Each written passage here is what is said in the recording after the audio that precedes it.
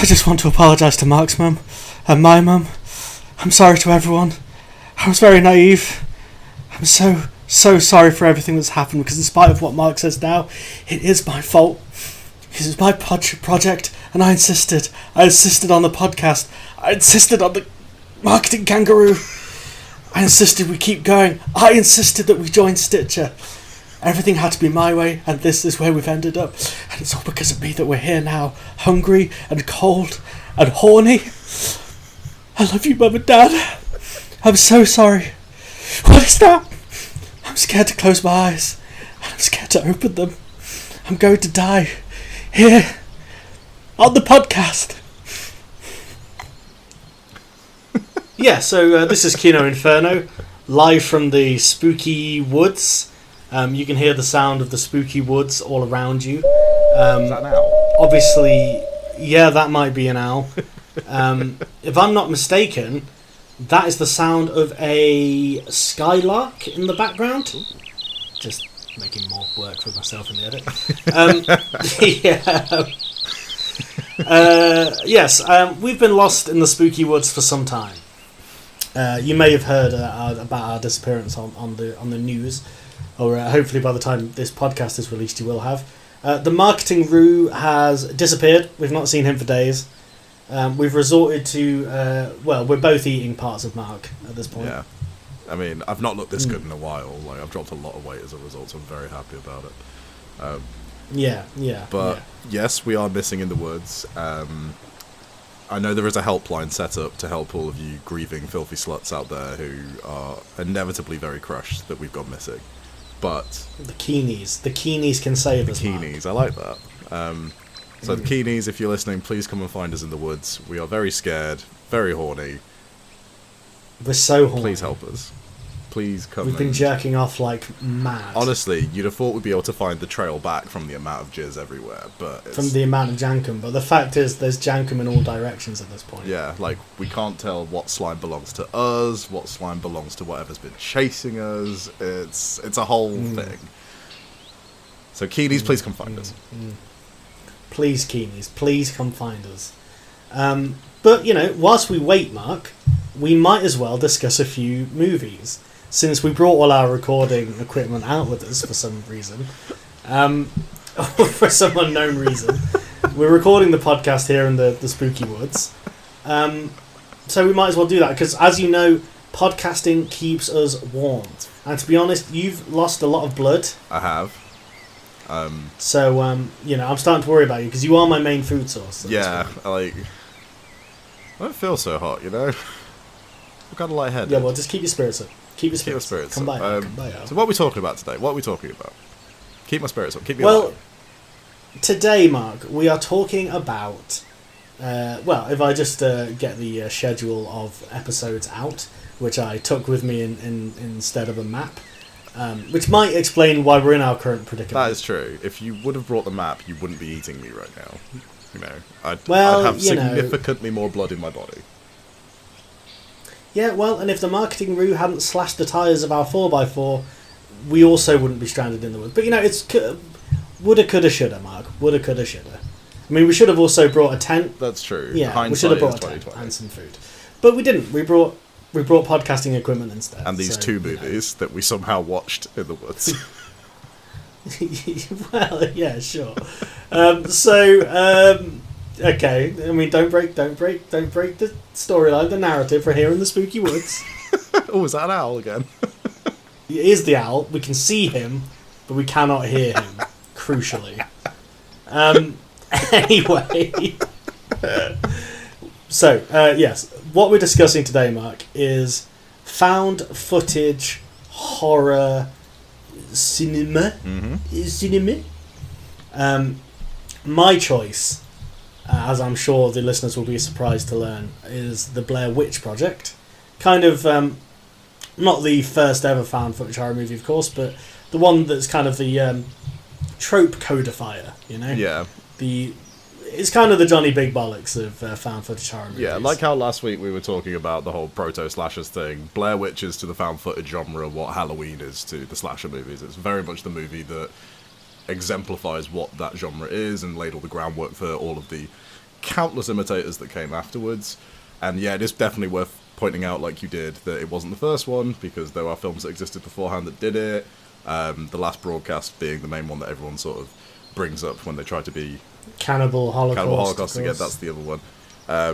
And the main one, actually, which the makers of the Blair Witch Project did cite at one point, which is one that we have both seen because we've watched it together, is Ghost... let me redo that. One that we have seen together, which is Ghost Watch. Yes, the BBC classic suicide-inducing horror from the 90s. Yeah, 92, I believe, the year that I was squeezed out, was Ghost Watch. If you haven't seen Ghost Watch, you should definitely check it out, because it is fucking wild that something like that got broadcast on television when it did. And the fallout of it is even more insane, you know. People genuinely believed it was real, which I guess people were just far stupider back then. Well, we'll get into this, because people thought Blair Witch was real as well. But so we know my choice is the Blair Bitch Project. What was your choice? I chose the Borderlands. When we talked about doing a found footage episode, I had a few different films in mind. Wreck was one that I considered. Yeah, we tossed out a few for this one, because we talked about Troll Hunter, Cloverfield. Yep. Which I think would have been fun movies to talk about on some level, but the reason why I settled on the Borderlands is because it's relatively unknown outside of the horror community. It's one that I don't typically hear spoken about a lot, but one that I think is definitely worth talking about. Yeah, I'd never seen it before we watched it out here in the creepy woods. Weird choices of movies to watch in the creepy woods when you're trying not to think about your inevitable demise, but hey-ho. In general then, Mark, what is your take on the found footage genre? I am of the opinion that when it is done well, it's always an entertaining watch, at least. I think it definitely got overdone very quickly, and a lot of the time it's an excuse for filmmakers to... how to put this? I feel like it's an excuse for filmmakers to think they can get away with stupidly low budgets, if that makes sense. Or at least they think of an idea and go, oh, well, if we just film it on a shitty, cheap camera and like shake the camera around a little bit, we can just say it's a found footage movie. And that's the sort of stuff that I don't go in for. For me, I like the ones where the format in which it's made feeds into the story, which I do think both Blair Witch Project and the Borderlands do quite well. Yeah, I think I have to agree with that. I'm a lot harsher on this genre than you are, I would say. I can't think of many found footage movies. Do we need to explain what found footage means? I don't think we do at this point, right? Like, people kind of know. Yeah, I think people know, but you know, just for the two people listening that don't, you know, the ones that are trying to be cultured. Yeah, essentially, found footage. What we mean by that is, I mean, it's hard not to just go like, you remember Blair Witch? That. But basically, movies that are works of fiction, but they purport to be and are shot in the style of, footage that was taken by the characters within the story. So often there'll be, so for example in Blair Witch, it's 3 student filmmakers, and the footage found in their cameras is all that remains of them. You know, there'll be some kind of gimmick like that. Or in the case of Cloverfield, it kind of purports to be like footage of a giant monster attack that is, it's like military stuff, right? Like the military have compiled all this footage of the event, kind of like how they did with 9/11. Yeah, and the thing about the found footage genre as well is, and it's definitely a trapping that it can't help but fall into, is that in the name found footage gives you an indication of how 99% of these movies end. Yes, and certainly the 2 we've picked today definitely fall into that. Spoilers. I will say, one of the main issues I often have with found footage is the... and I don't want to be one of these people who's like, plot holes, meh, but I think one of the issues I have is that they spend a lot of time kind of being like, and this is why the characters are filming at this current time. But then there's always a point where you go, but why are they still filming? Like, Cloverfield suffers from this a lot, because the idea of Cloverfield, I know they're trying to tie like the kaiju attack in with like ideas of 9/11 and how that was like the first major disaster that was kind of filmed on camcorders and mobile phones and all the rest of it. But it just kind of doesn't work because for me it doesn't anyway. Spoiler alert if we ever cover Cloverfield. But that's a movie that specifically gets under my skin because there's a lot of stuff in there where it's like, okay, so it's supposed to be, what we're watching is like a military video that's been compiled from civilian footage, right? Like they've confiscated this footage and taken it for themselves or what have you. But then there's little things in the movie where it's like, okay, but whoever cut this footage together in the military saw fit to cut back to scenes of a random party to set up the characters' relationships and builds on the romantic through line all the way through. It's like, sorry, have we got a little filmmaker in our midst? Like, this is supposed to just be footage of a disaster that they're watching to ascertain what happened. I know that's the kind of thing, like, you know, willing suspension of disbelief is one thing, obviously, but every found footage movie that I watch has a moment where I go, why does this exist apart from to serve the narrative of a narrative film? I mean, I'm a lot more... Chronicle has a particularly bad example as well, so I need to get this off my chest. And Chronicle is a movie that I enjoyed fairly well, but there is... So for people who don't remember, Chronicle is kind of a found footage superhero thing, right? Like science fiction superhero thing, about teens who get superpowers. And the whole thing is one of the kids is this loner, and over the course of the movie, he kind of, spoiler alert, turns into a bit of a supervillain, right? He kind of goes mad with power. But the whole thing is, him filming himself is kind of the foreshadowing of his eventual descent because it kind of reveals his sort of twisted narcissism. However, there is a scene in that movie where, for no apparent reason, his mate turns up at the girl he fancies house without this character there, so it's him on his own, and he's just filming her for no good reason, and she was also just filming randomly for no good reason as well. And it's just kind of like, okay, this scene has to happen so that we set up that they've got a relationship. That's the only reason this scene exists. But why are these two characters filming each other? Like, surely there's a more elegant way that you could have slipped that in rather than, like, you could have just had him mention or just be on the phone, or, you know, you could have had it built into dialogue rather than... Do you know what really bugs me about that scene? Because I only watched Chronicle for the first time fairly recently. I know exactly the scene that you're talking about where he shows up at her house. But there's... The way that shot is framed is like an actual film. It's a very deliberately placed shot, and that really threw me. I thought Chronicle was fine. Like, it was fine. I enjoyed it for what it was. I mean, as you say, I'm a little bit more forgiving of the found footage genre than what you are. I think it's because I kind of go into any of these movies and I'm like, the narrative conceit as to why they're still filming is 9 times out of 10 going to be shit, and I just kind of accept that as the given. And and there are examples that I think do get around it quite well. I mean, I mentioned Wreck earlier, which I think is a fantastic example of the genre, wherein that the characters are quarantined within a building, and the two main characters are a news crew, and their logic is, we need to be filming this because the people who are outside need to know what's happening in here. And I'm like, you kind of get away with that. And obviously it plays into the finale of the movie where they go into the pitch black apartment and they use the camera's night vision. Again, that's a fucking huge trope in the genre at this point. So that kind of gets away with it, in my opinion. Cloverfield is fucking stupid, but I low-key do quite enjoy that film, I'm not gonna lie. Now we've kind of spewed forth our opinions on the genre in general, let's get into our specific examples. So first up is my choice as we sit around this dwindling campfire in the spooky woods, wondering if the marketing route will ever return to us. My choice is... Better, I'm fucking hungry. Sorry, we just had to pause there because a motorbike went by in the spooky woods. Anyway, Help! The choice is... Help! The choice is the Blair Witch Project. Let's hear a clip. I just want to apologize to Mike's mom and Josh's mom and my mom. I am so sorry, because it is my fault, because it was my project.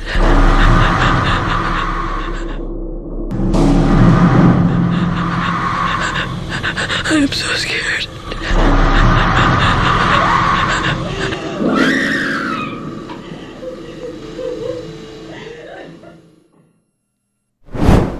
The Blair Witch Project tells the story of Heather, Mike and Josh as they try to make an indie documentary in the woods of Black Hills near Burkittsville, Maryland, on the subject of the local legend, the Blair Witch.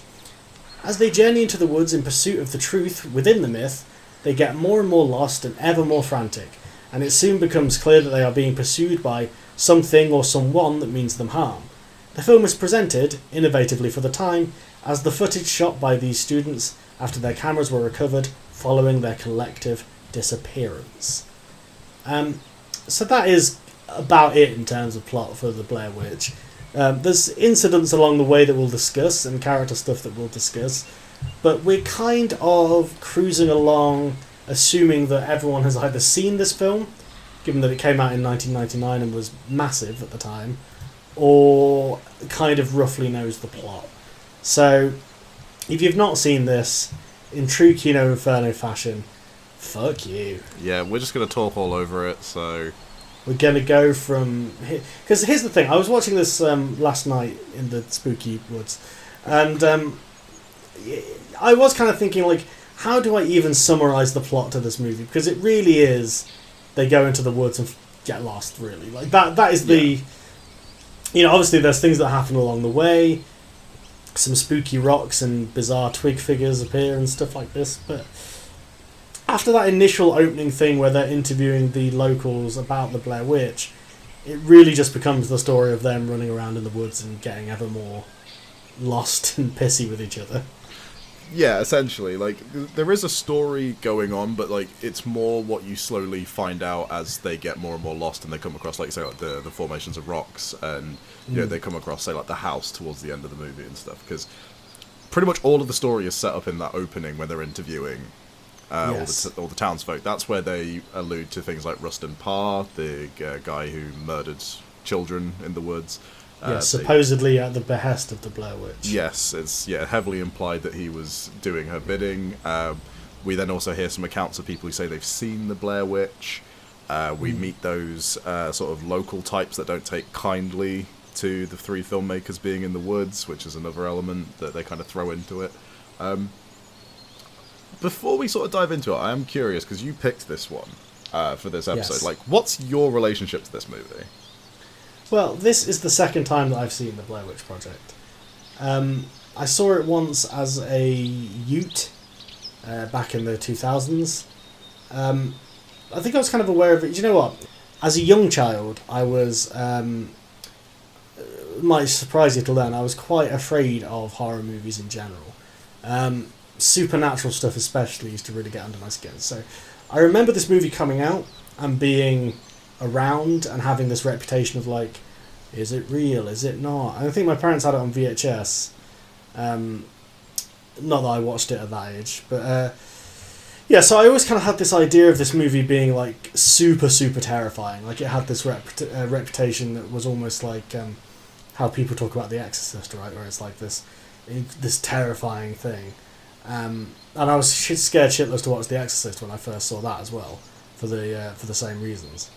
But yeah, so when I eventually got around to watching it as a teen, I have to say I was not overly impressed. I was expecting something that was just going to, like, terrify me out of my mind. But I had a lot of friends who were super into this one, I seem to remember.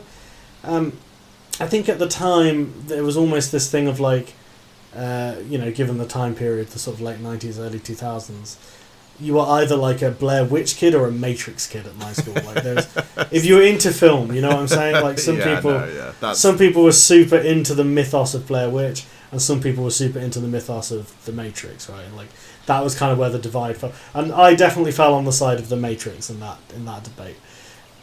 That said, this isn't a film that I really remember, like, strongly disliking. I just kind of remember there being a feeling of, like, is that it?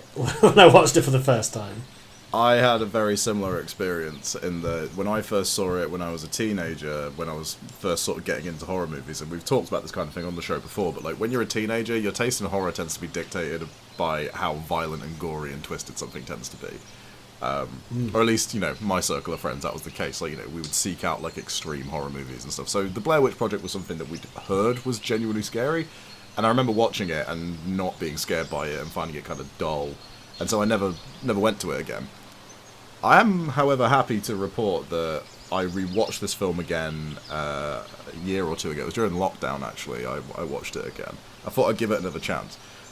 And I've never had my opinion on a movie change so drastically like I have this one.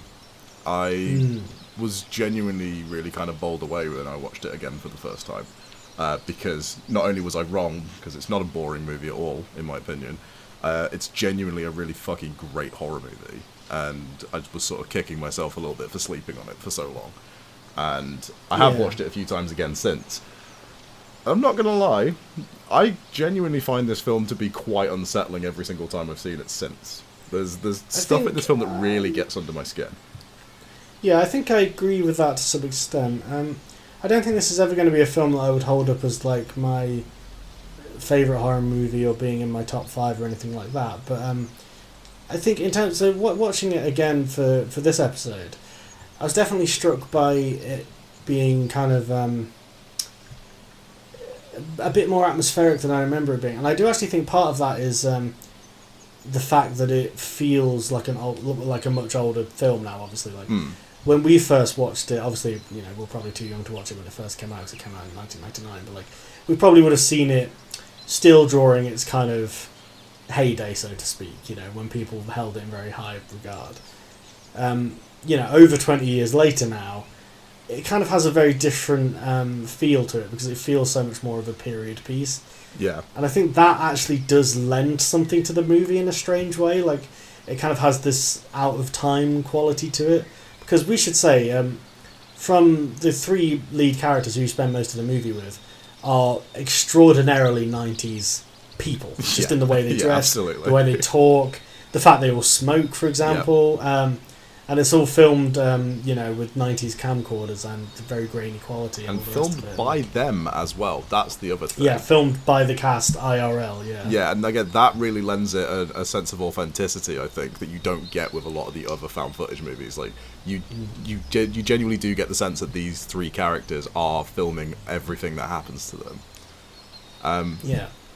One thing that I will say, because I will hold my hands up and say that I do find this to be a legitimately very creepy film.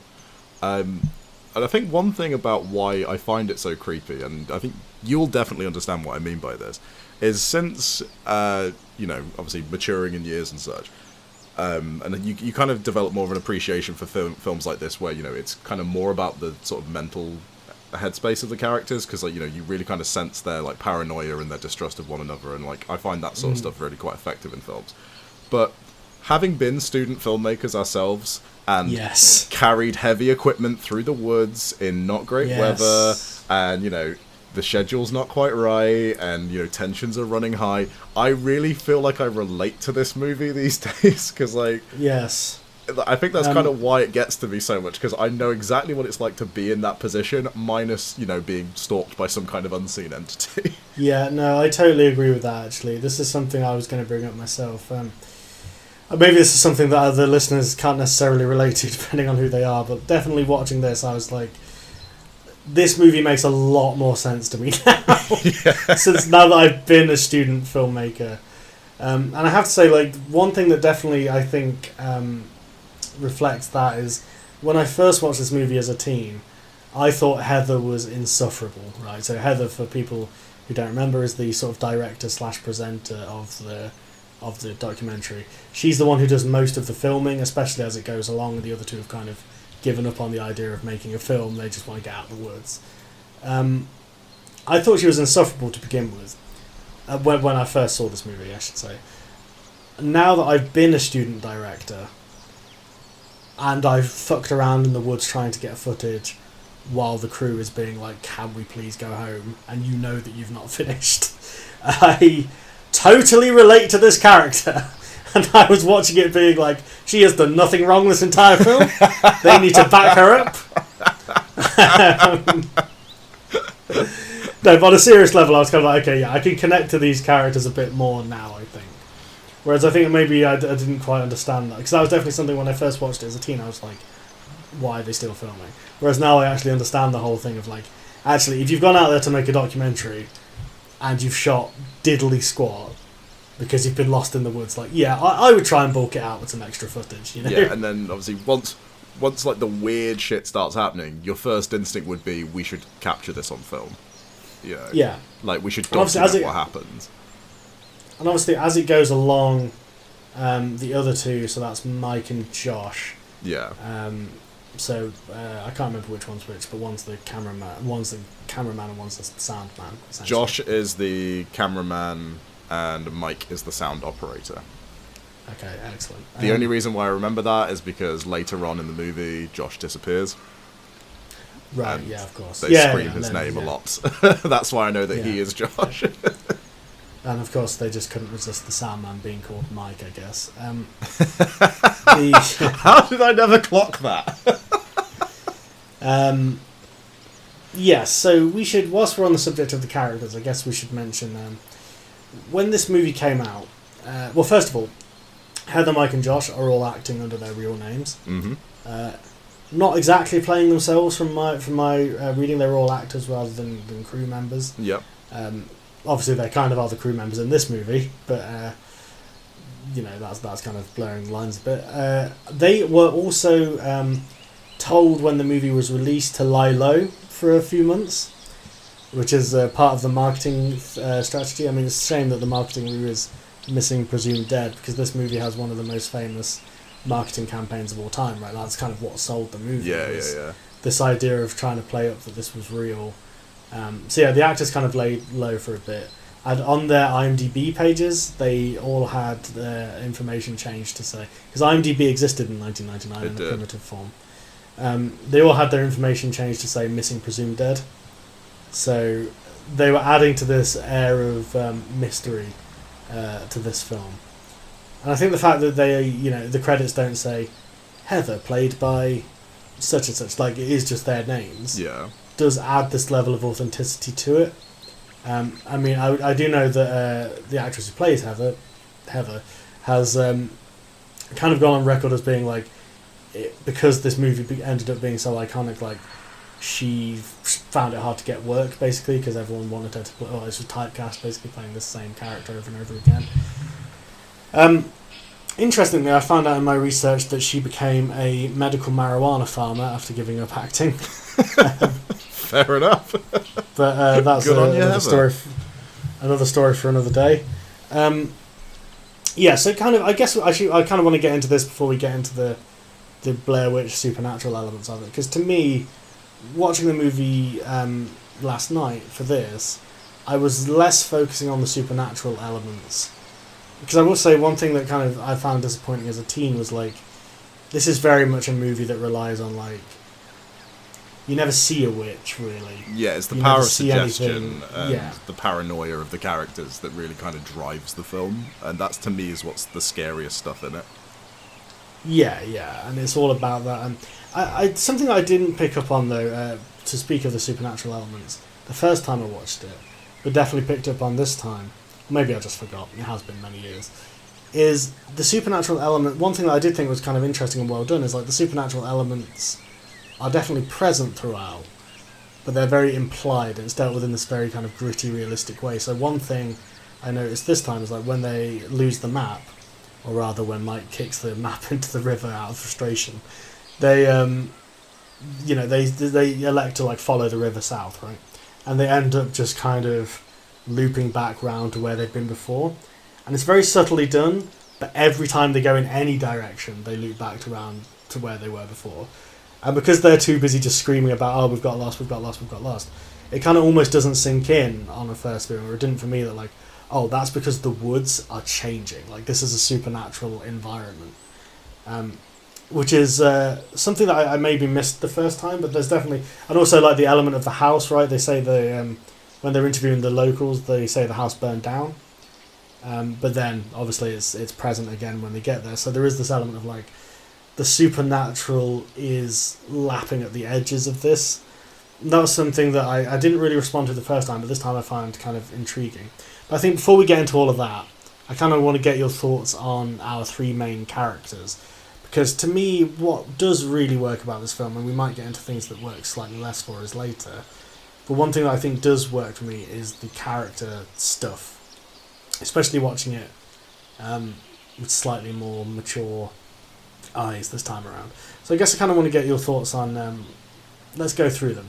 What do you think on Heather, I guess? She's kind of our protagonist, right, if you had to pick one? I think I'm kind of in the same camp as you, really, where I completely understand where she's coming from. And a lot of people over the years have been very critical of Heather, saying that, she's a bitch and she just tries to get her own way and all this. And I'm like, no, she's spearheading this project. And at first, she is trying to sort of keep her cool, and you can see she's trying to not admit defeat when they start to get lost and such, and she digs her heels in a little bit, but at the same time, the other two are kind of getting at her a lot, and I think she's quite good at standing her ground. But to me, I think what I like the most about her character is when she then starts to break towards the end a little bit, and I love her little spiel about how they're like, why do you keep filming? She's like, this is all I have.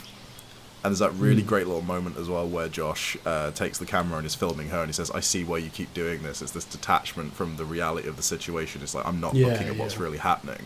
And again, that really says a lot about Heather's character at that point, where, she keeps filming because it's the only thing that she has to just not allow the reality of what's happening to them just completely eat away at her. Like, she has to keep focused to try and get them out of there.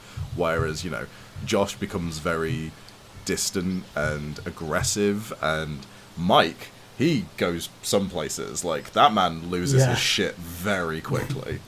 Mike goes all over the map, right? Like, he's chaotic in this. Yeah, like, truly chaotic. I think of the three characters, I think Heather is the most consistently interesting, and because she's kind of the focal character, really. But I like her in her sort of story throughout the movie, where she's just wanting to make a documentary, and she kind of keeps that idea in her head the entire way through, and that's kind of what sees her through and keeps her from going completely insane. Whereas the other two kind of succumb more to what's going on with them, because they're just focused on getting out, whereas she keeps focusing on the work and trying to document what's happening to them. Yeah. I think there's definitely elements of Heather's character that I thought were... it's interesting you say people have kind of said, oh, she's a bitch or whatever, like... She definitely has that element of she's a bit overly controlling. When you kind of get a sense of her character pre-crisis, that she does kind of order the boys around a bit, and you get the sense that they're okay with that until shit hits the fan, really, right? Like, and speaking as someone who's directed many independent projects, that's pretty much true of any crew. If you're the director, they are happy to take your shit until things start going wrong, in which case they immediately turn on you. But I guess that's just the role of anyone who's supposed to be in charge, right? But and certainly it becomes clear how she has that monologue about like, oh, it's all my fault, and how naive she was and stuff.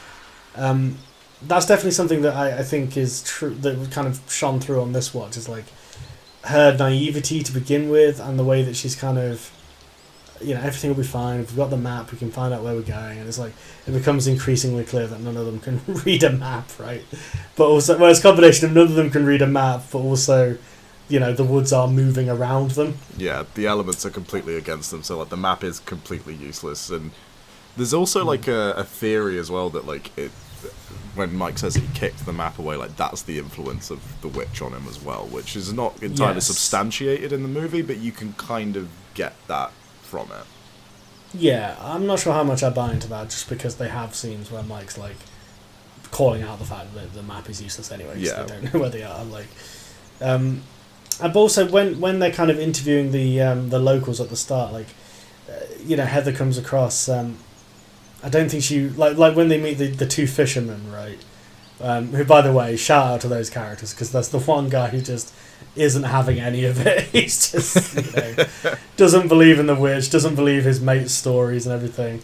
And there's his mate is the classic kind of local drunk guy who's like, I saw the witch, I seen her with my own two eyes, right? I think when she doesn't realise how pushy she's being with them is something that was interesting about that scene. Like, because they have the bit where she's kind of, asking for the release form from the one guy, and she goes over it and over it and over it, saying, "Oh, sir, we have to give you full name, you have to seek consent," and all the rest of it.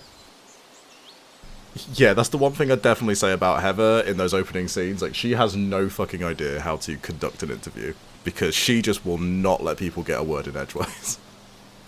Yeah, she's like rambling all over them, kind of. Yeah, and it's interesting because she seems to just be kind of approaching random people and just, I'm not sure how great they are as interview subjects, really. Like, I do love the one woman who's, holding a child who starts to get freaked out by the story. Yeah, I like her. That's a nice little scene. But yeah, you definitely get the sense that Heather's kind of documentary is being held together by gaffer tape and plug, right? Like, it's yeah. She doesn't seem to have much of an idea of, like, she says a few times, we can figure this out in the edit, sort of thing, which obviously, as you and I know, is a death knell sentence, right? It's basically we can fix it in post. Yeah, because when you think about, like, the reason why they go up into the woods in the first place is to get some footage of the sort of rock where those 5 men were found ritualistically murdered. That's the one reason. Yeah, Coffin Rock. Coffin Rock. That's it. Yeah, so they go there for that, where Heather tells, like, the history of that, and then they're going to a cemetery, which they do eventually find. They do find a cemetery. Yeah, they do.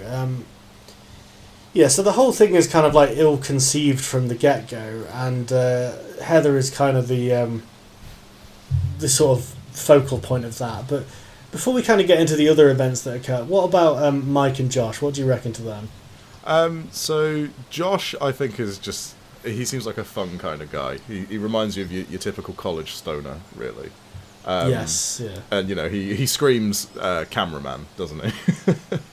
He really does. In the nicest possible way. You can tell that him and Heather have worked together before, and I'm not sure if you're aware of this, but in the sort of extended lore of Blair Witch, they were a couple at one point as well, or at least were involved with one another.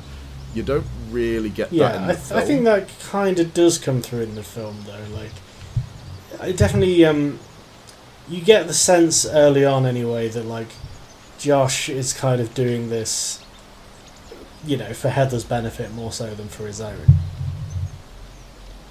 Yeah, I'd agree with you in that sense. And, you can tell that they have worked together previously and they do trust one another. That definitely does shine through.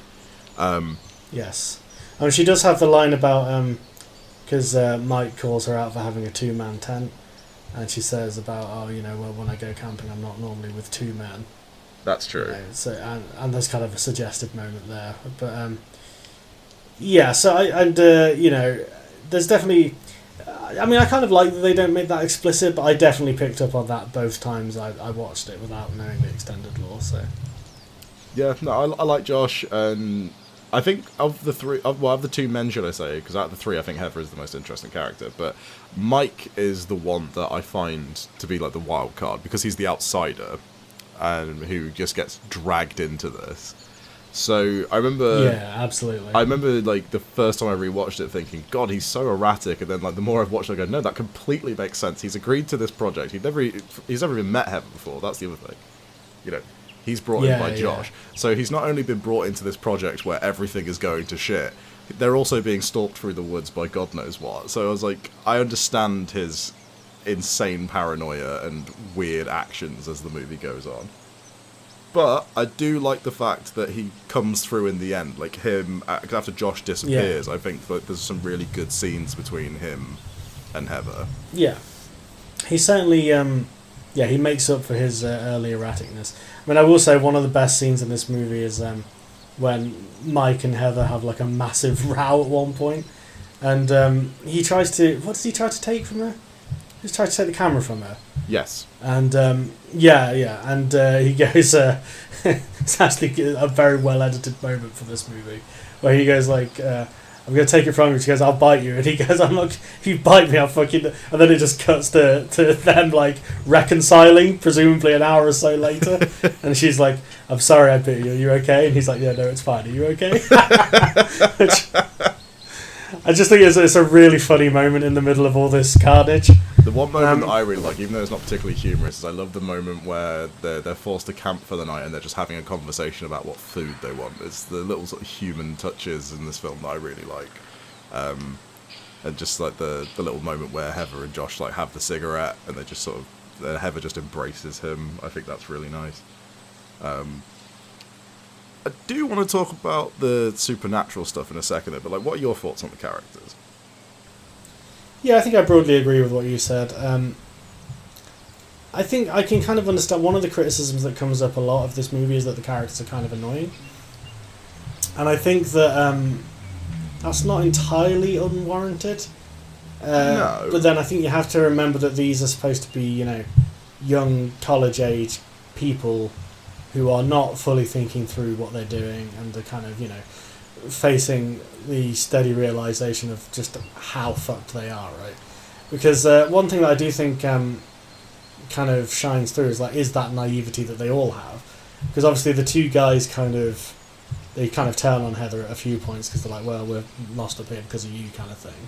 Which is understandable. But then there's points where they have these stupid conversations where they're saying like, oh, well, if I'm missing for a few days, my girlfriend will realise, and then she'll call so and so, and they'll call so and so. Oh, it's so hard to get lost in America these days, and all this kind of stuff. And it's like, obviously, the fact that the movie is kind of framed as this footage has been found after their disappearance lends a kind of like tragedy to that, or like a doom-laden element to that, where like whatever happens to them, they're not getting out of the woods, right? And that's kind of interesting. I think that framing kind of affects the way you see the characters as well, is because they're doomed, right? So it kind of lends everything that they do this kind of additional layer of like significance, or in some cases irony. Like when Heather has her speech about like, oh, it's hard to get lost in America. Like people will find us, kind of thing. Yeah. When you already know that that's not the case. Yeah. Like they are very much fucking lost. And there's just... I think that's the other thing as well about this movie. Like, it feels genuinely hopeless. I don't think there's a point after the sort of midpoint where you feel like these characters have any semblance of escaping. Obviously, it's intrinsically built into the movie that they are doomed, but I think it conveys that feeling really well. And I think as you get towards the third act, like, it becomes quite an oppressive film. It really kind of weighs you down towards the end, I think. Especially like when you have seen like the famous monologue scene from Heather, which is obviously parodied up and down when this movie came out, but it's still very effective in the film itself. That sense of like, she's so fucked at this point that she's just leaving a message saying like, I'm sorry that like got us into this mess, Like there's not even an element of, if there's anybody out there, can you help us? It's literally just, I'm sorry that this happened, And it gets to that point, right, where, like, as you say, kind of in the third act, the sense of despair kind of washes over the characters and the film, because it gets to a point where they're not even arguing amongst themselves anymore. Like, they're just quietly trying to comfort each other, as you said. It gets very bleak. Yeah, and especially, like, with that famous monologue scene as well, because what happens prior to that, because we should also just say, like, in terms of the story for people who are listening who may have not seen the movie, and again, why, is that around the sort of start of the third act, Josh goes missing. He just disappears in the night. Because prior to this, during one of the attacks during the night, and again, we'll discuss this in sort of better detail when we go into the more sort of supernatural element, Josh is seemingly being targeted by whatever is pursuing them. And so Josh goes missing one night, and then it's just Mike and Heather. And then after they're forced to camp again for the night, Heather wakes up in the morning and finds this like bundle of twigs wrapped in Josh's shirt, and she takes it away from the tent because it's obviously freaking the pair of them out. And then later, Heather goes and undoes the bundle of sticks and finds this blood-soaked bag which has got teeth and a bit of a tongue in it, and obviously it's fucking horrific. But she doesn't tell Mike what she finds in there because she knows that if she tells him, it's only going to make him worse. And I think that's what makes that little monologue scene all the more sad, is that like she's kind of bearing the burden of knowing Josh is dead. Yeah. And I think that monologue scene is fantastic, and especially, kudos to Heather, because that is an unflattering angle. And the sheer amount of snot that pours out of that woman's nose is parodied in one of the scary movies. Yeah. Right? It's a much more crass effect, obviously, but yeah, you really feel like just complete emotional torture in that scene. Yeah, and that's definitely something that I think came through a lot more on this viewing, is the characters kind of slowly coming to realise or coming to grips with their situation, even though they don't know exactly what's going on, because obviously throughout the movie they kind of posit theories about what might be happening, like, oh, it's someone fucking with them, or it is the Blair Witch. At first they kind of don't really want to believe that it might be literally supernatural.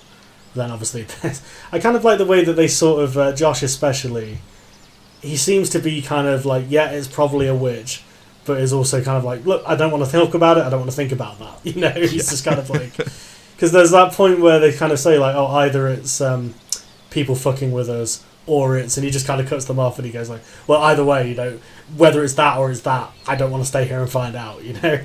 And rightly so. Which, to be fair, I'm with him on that, yeah. Like, either it's a witch, or it's people willing to go that far into the woods to pretend to be a witch. Either way, no thanks. Yeah, because a lot of people talk about the different theories around what this movie is about, because, I mean, I've always read it as it is a supernatural occurrence, because, yeah, there's enough that happens in the movie that really supports that. However, there is one theory that Mike and Josh murder Heather. I don't really subscribe to that one myself. And the other theory is that it is the two sort of rednecks that are pursuing them throughout the movie. Now, this is an interesting one, because that almost was the end of the film. Daniel Myrick and Eduardo Sanchez, who wrote and directed this movie, are on the record as saying that originally those two fishermen were going to turn out to be kind of pranking the teens, and possibly with the intent of murdering them. But they decided against it because it was too much like a Scooby-Doo episode. Which, their words. Yeah, I get that. It would also completely cheapen the rest of the movie, I think. Yeah, I mean, it's kind of one of those things where, like, I think...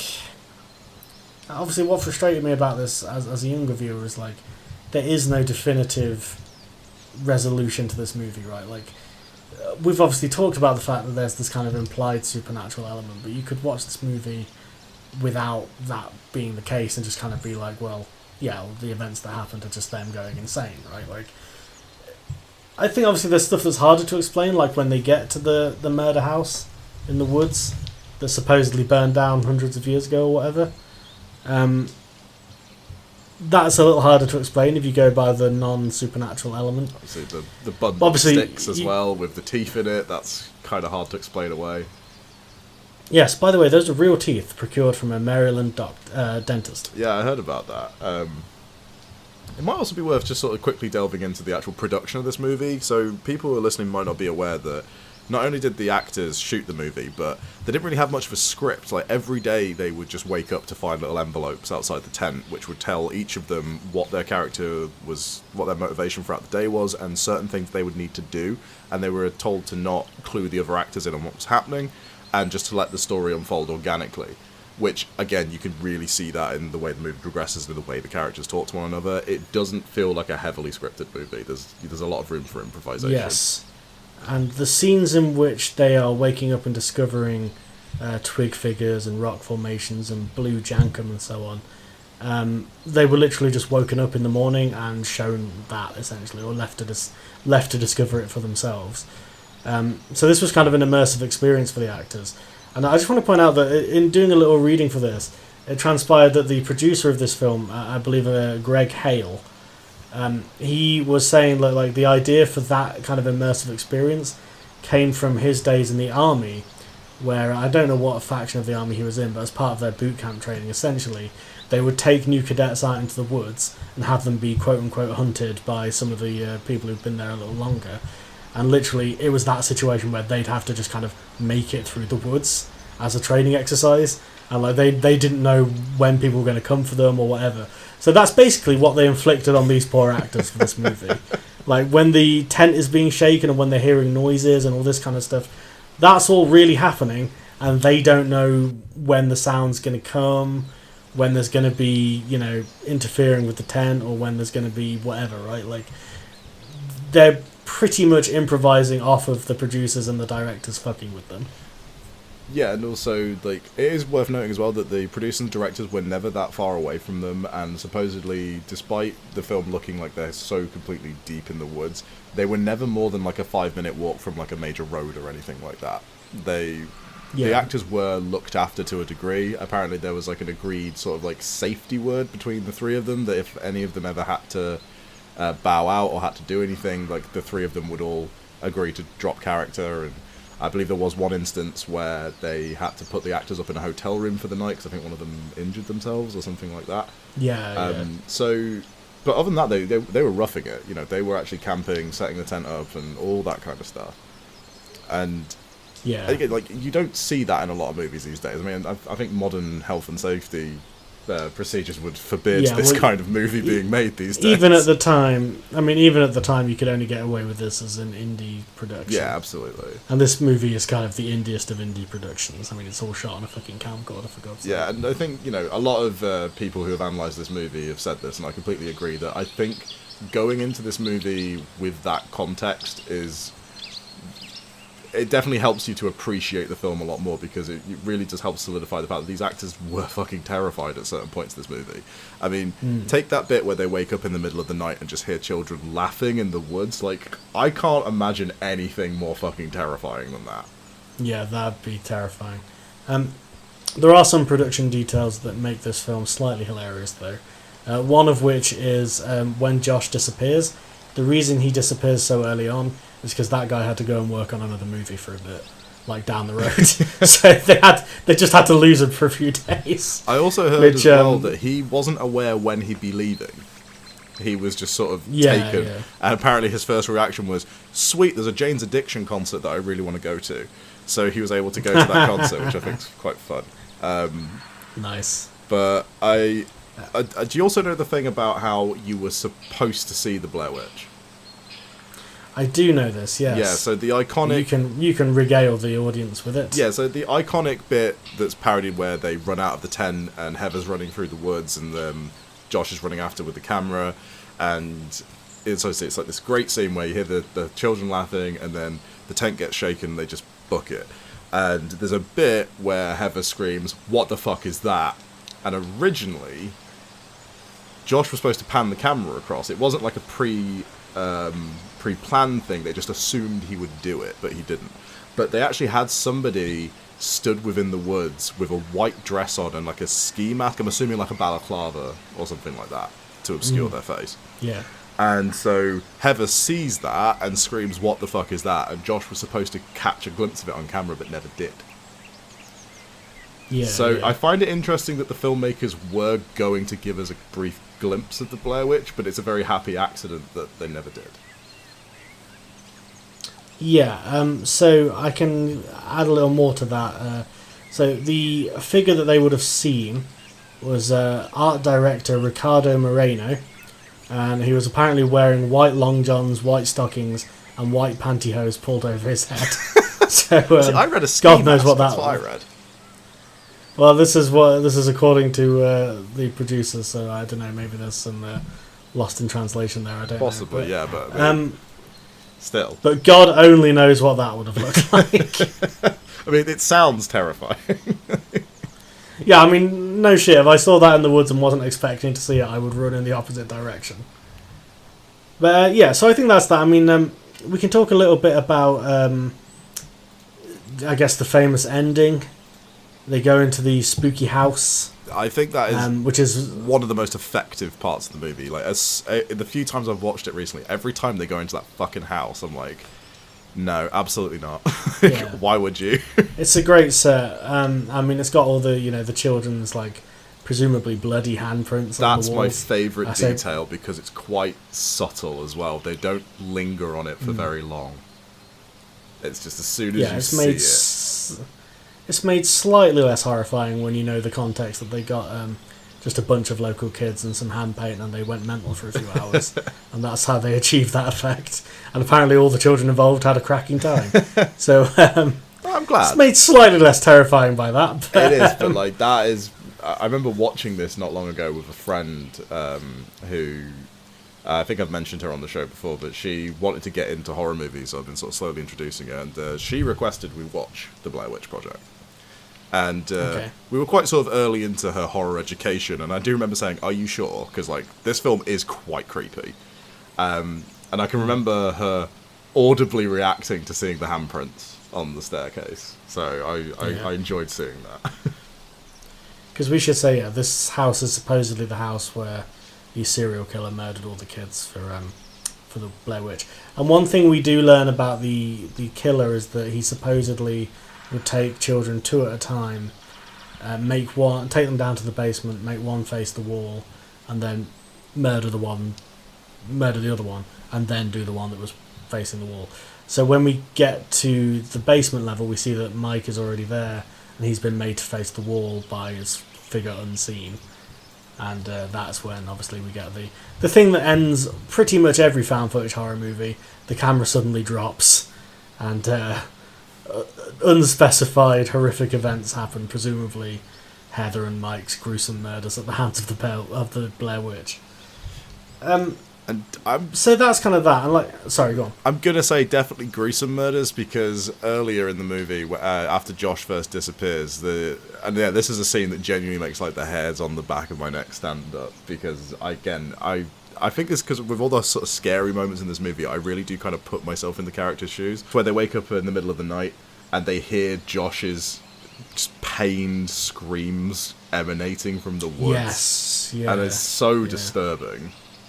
Because, they keep saying, like, it's coming from over here. No, it's coming from over here. And, like, he sounds like he's being tortured.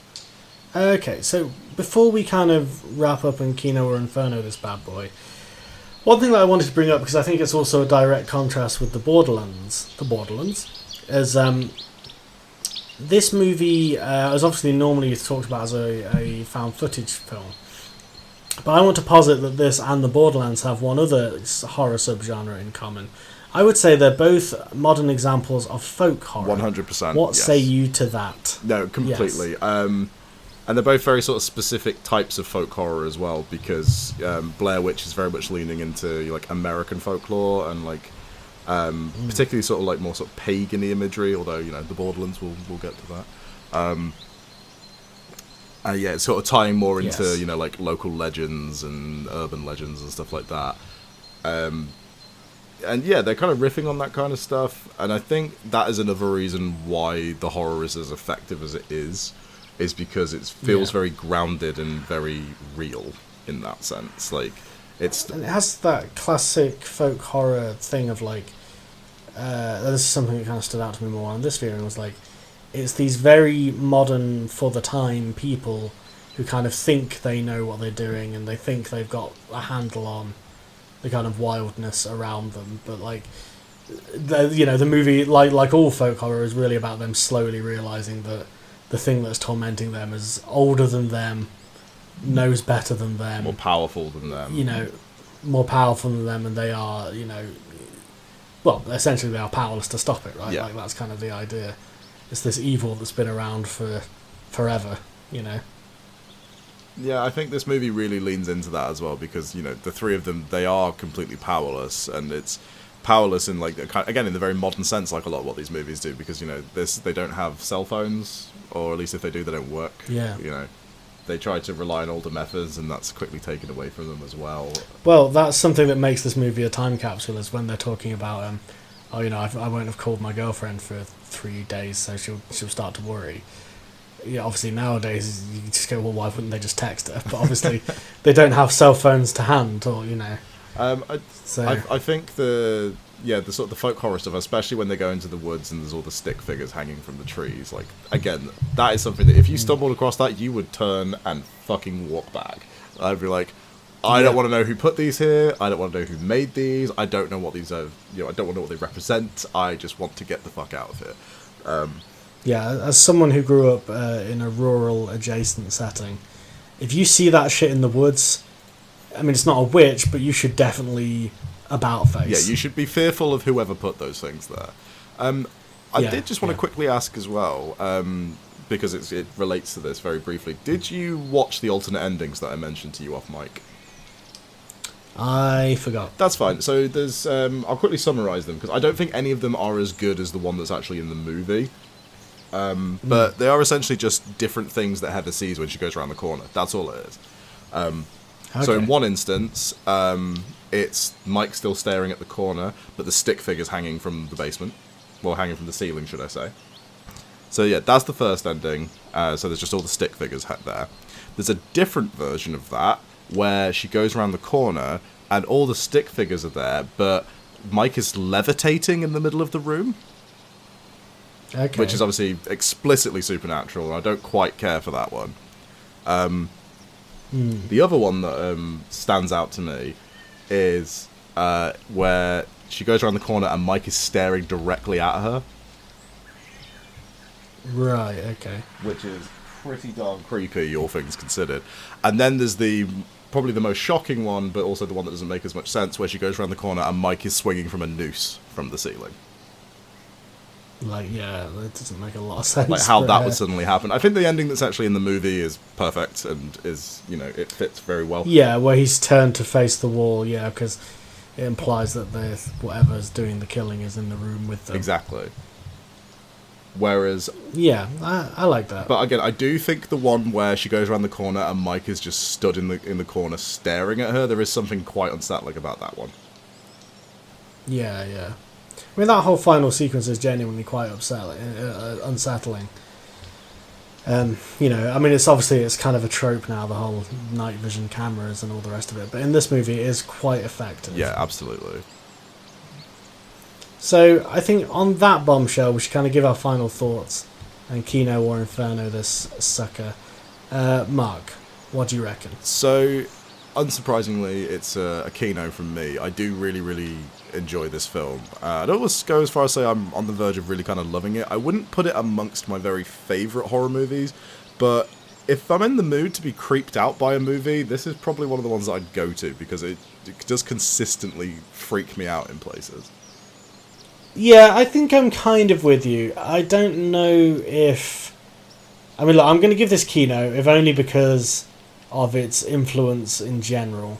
I do think most of the films that kind of were a takeoff on this, were ripping this off maybe, are significantly less effective. So like if you look at the Paranormal Activities, for example, which, by the way, I forgot to mention this factoid, speaking of Paranormal Activity. So the filmmakers tried to take this film to Miramax, and they were turned down by the man at Miramax. Now, do you know who the man at Miramax turned out to be, who was responsible for that decision? It was Mr. Jason Blum, is why I bring it up. Okay, that's a far less sinister direction than what I was thinking. Yeah, no, I wasn't talking about people we probably don't really want to talk about. I was talking more in terms of irony here, because he went on to produce the Paranormal Activity films, and obviously is now head of Blumhouse Productions in general. So he turned this movie down, thinking that it didn't have... basically, it wasn't commercial enough, I think was the idea. Which is kind of hilarious, because it seems to me that he's made a fortune ripping this movie off in the years since. Yeah, with a string of highly inferior movies. I think the first Paranormal Activity is a movie that I respect more than I actually like. I appreciate that it's super low budget and it was a big success and it's got some creativity to it, but the fact that they strung it out with so many fucking sequels is ridiculous. Yeah. Yes, back to Blair Witch. I have to say, I think this is a movie that I would kind of respect more than I like, I think. I enjoyed rewatching it for the first time in a while. It was definitely held up better than I thought it would. And my opinion of it is definitely higher than it was prior to this rewatch. I think there's a lot to criticise this movie for, though, which we didn't really get into.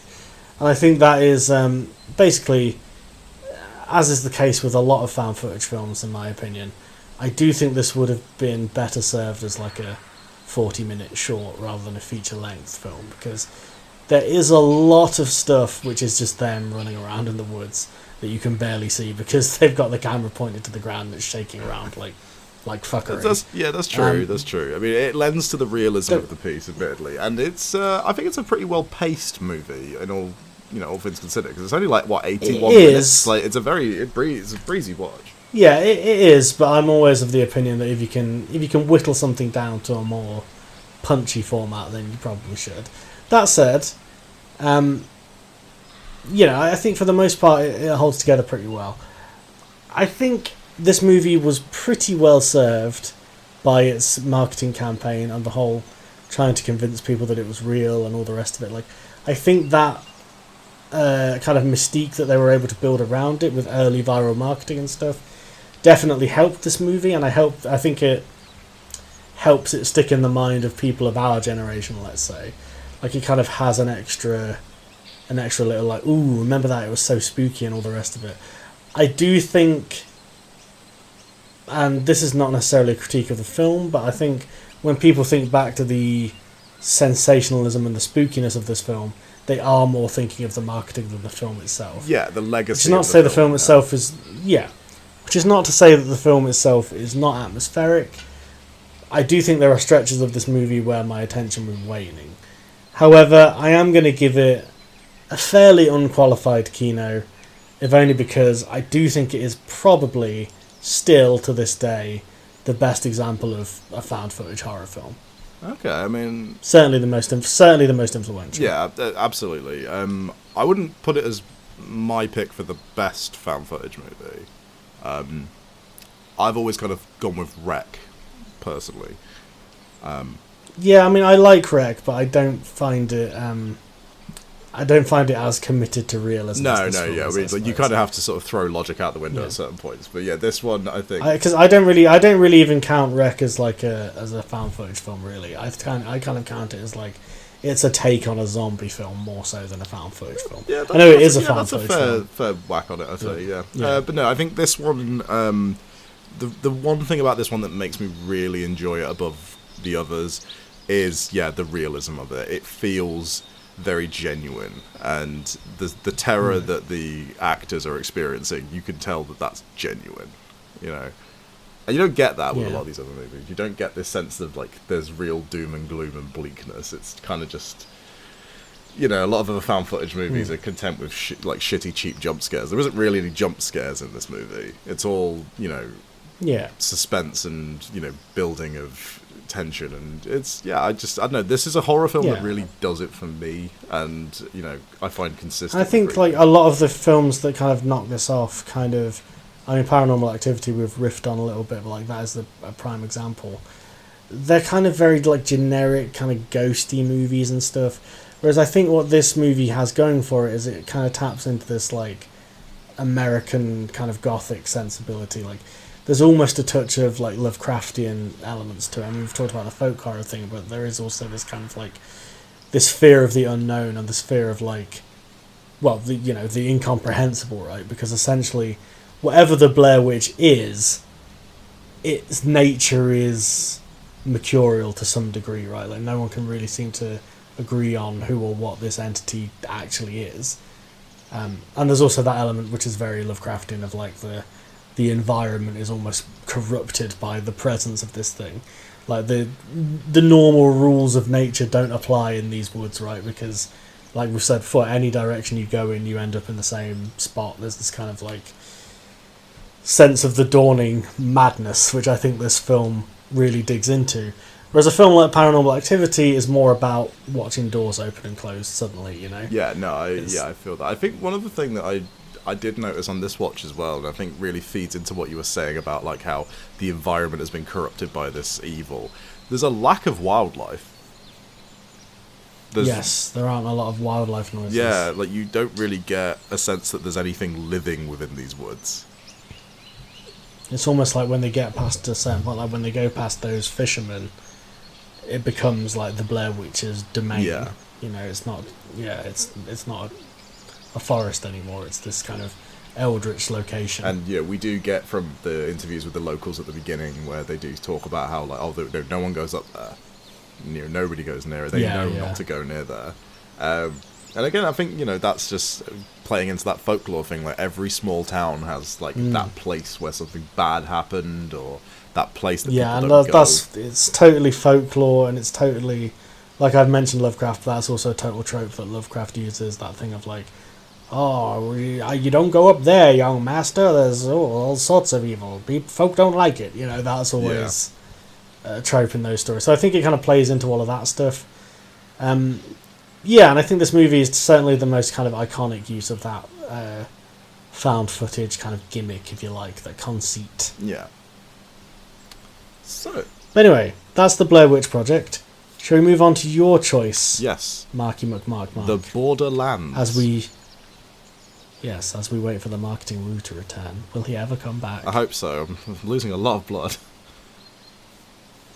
Yeah, and we need advice on how to market the pod from the woods. Yeah. So, the Borderlands. Yes, the Borderlands. This glorious miracle in your house of worship. Yeah, ask this fella here. Yeah. He looks like an agreeable local bumpkin type. Hi, can you tell us where the church is, Randy?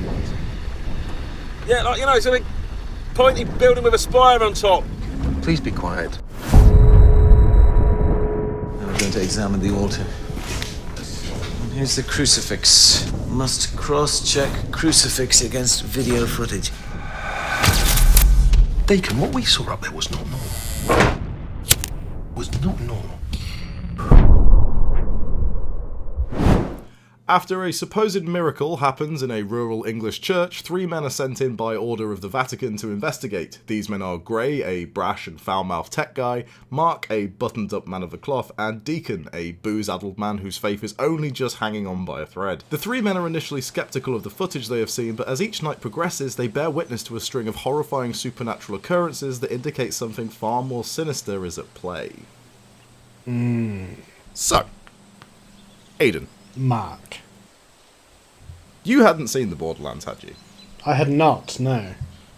I don't think I'd even heard of it until you suggested it for this episode. Oh, really? Okay, that's interesting, because I know this one's sort of done the rounds with the film guys, especially the horror guys. You know, every time they sort of, you know, are let out of the several confines in which they're kept, they tend to talk about how good this movie is. So I was surprised you hadn't heard of it. I maybe had, but I'd forgotten about it. I don't know. As I said, found footage is not my thing, so it's probably one of those things that came up in a few lists, but I kind of just skipped over it because found footage.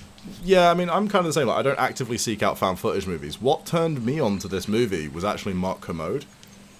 He did an episode of his Kermode Uncut, personal blog thing that he used to do. And somebody asked him the question of what was the last film you saw that genuinely scared you, and he actually said The Borderlands. So I immediately was like, well, if Marc Kermode said it scared him, this might be worth a look, because obviously, you know, he's one of the only sort of true mainstream critics who actually champions the genre, and he knows his shit. So I was like, you know what, I'll give it a go based on Kermode's recommendation, and I was very, very pleasantly surprised by it. Yeah. I mean, well, I'm sure the listeners know by now, but it's there might be new listeners to this Spooky Woods episode. Our tradition is that when one of us hasn't seen the film before, they will not give their thoughts until they're on the pod. And I've stuck rigidly to that. I have not given you my opinion on this until now. So, please, my dear 80 Cakes, lay it upon me. So, 2013's The Borderlands, directed by somebody. I have it up here in the notes, so let me just get onto the page. Elliot Goldner is his name. Elliot Goldner. Written and directed by, I believe. Yeah, and also he's not really of note, and I mean that in the sense of he doesn't actually have a Wikipedia page, so I can't tell you anything else about that. Yes, I believe this is his feature debut. I read that the producer of this had worked on some short films with Elliot Goldner before, so yeah, do with that information what you will. So what I think about this movie, do you know, it's an interesting one, because as we've said, I don't care for found footage as a gimmick, as a genre, typically speaking. However, I found something compelling about this movie. I think, first of all, it kind of has an element that Blair Witch has of, like, this is a movie made by and for filmmakers, in the sense that obviously the first character we're introduced to, as you alluded to in your introduction, is the character of Gray, who is the cameraman, general techie, kind of Johnny on the spot type guy. And he is very much, I mean, we've all met this guy. If you've worked in film in any capacity, you have met this guy. And it's very, it's a very well observed character. And I think, like, he provides enough of a context for there to be camera equipment involved in the film. Obviously, we find out the reason that, so they not only have to have the home that they're staying in, or the house that they're staying in, completely rigged with CCTV. They also rigged the church with CCTV, as well as having their head-mounted mics. And that's something that I like that they took the time to explain why. That like this is apparently the procedure for these Vatican investigations. I don't know if that's true in real life, but in the universe of the film, certainly. But I also like that the technology they use actually comes into play. This isn't just a case of, oh, it's characters running around with a camcorder and everything's blurry and all the rest of it. Like, the various like sound gadgets, like the radio mics, for example, take an important role. And there's all this different kind of technology that is very recognisable. If you are a filmmaker or if you are a techie on this kind of stuff. But I like that it had a narrative function beyond just, oh, we wanted to shoot a cheap horror film, so let's make it found footage. It all kind of, in a way, it all kind of revolves around this idea of like technology versus the supernatural, right? And I think this movie... Yeah, the old and the new, and the contrast between the two, yeah.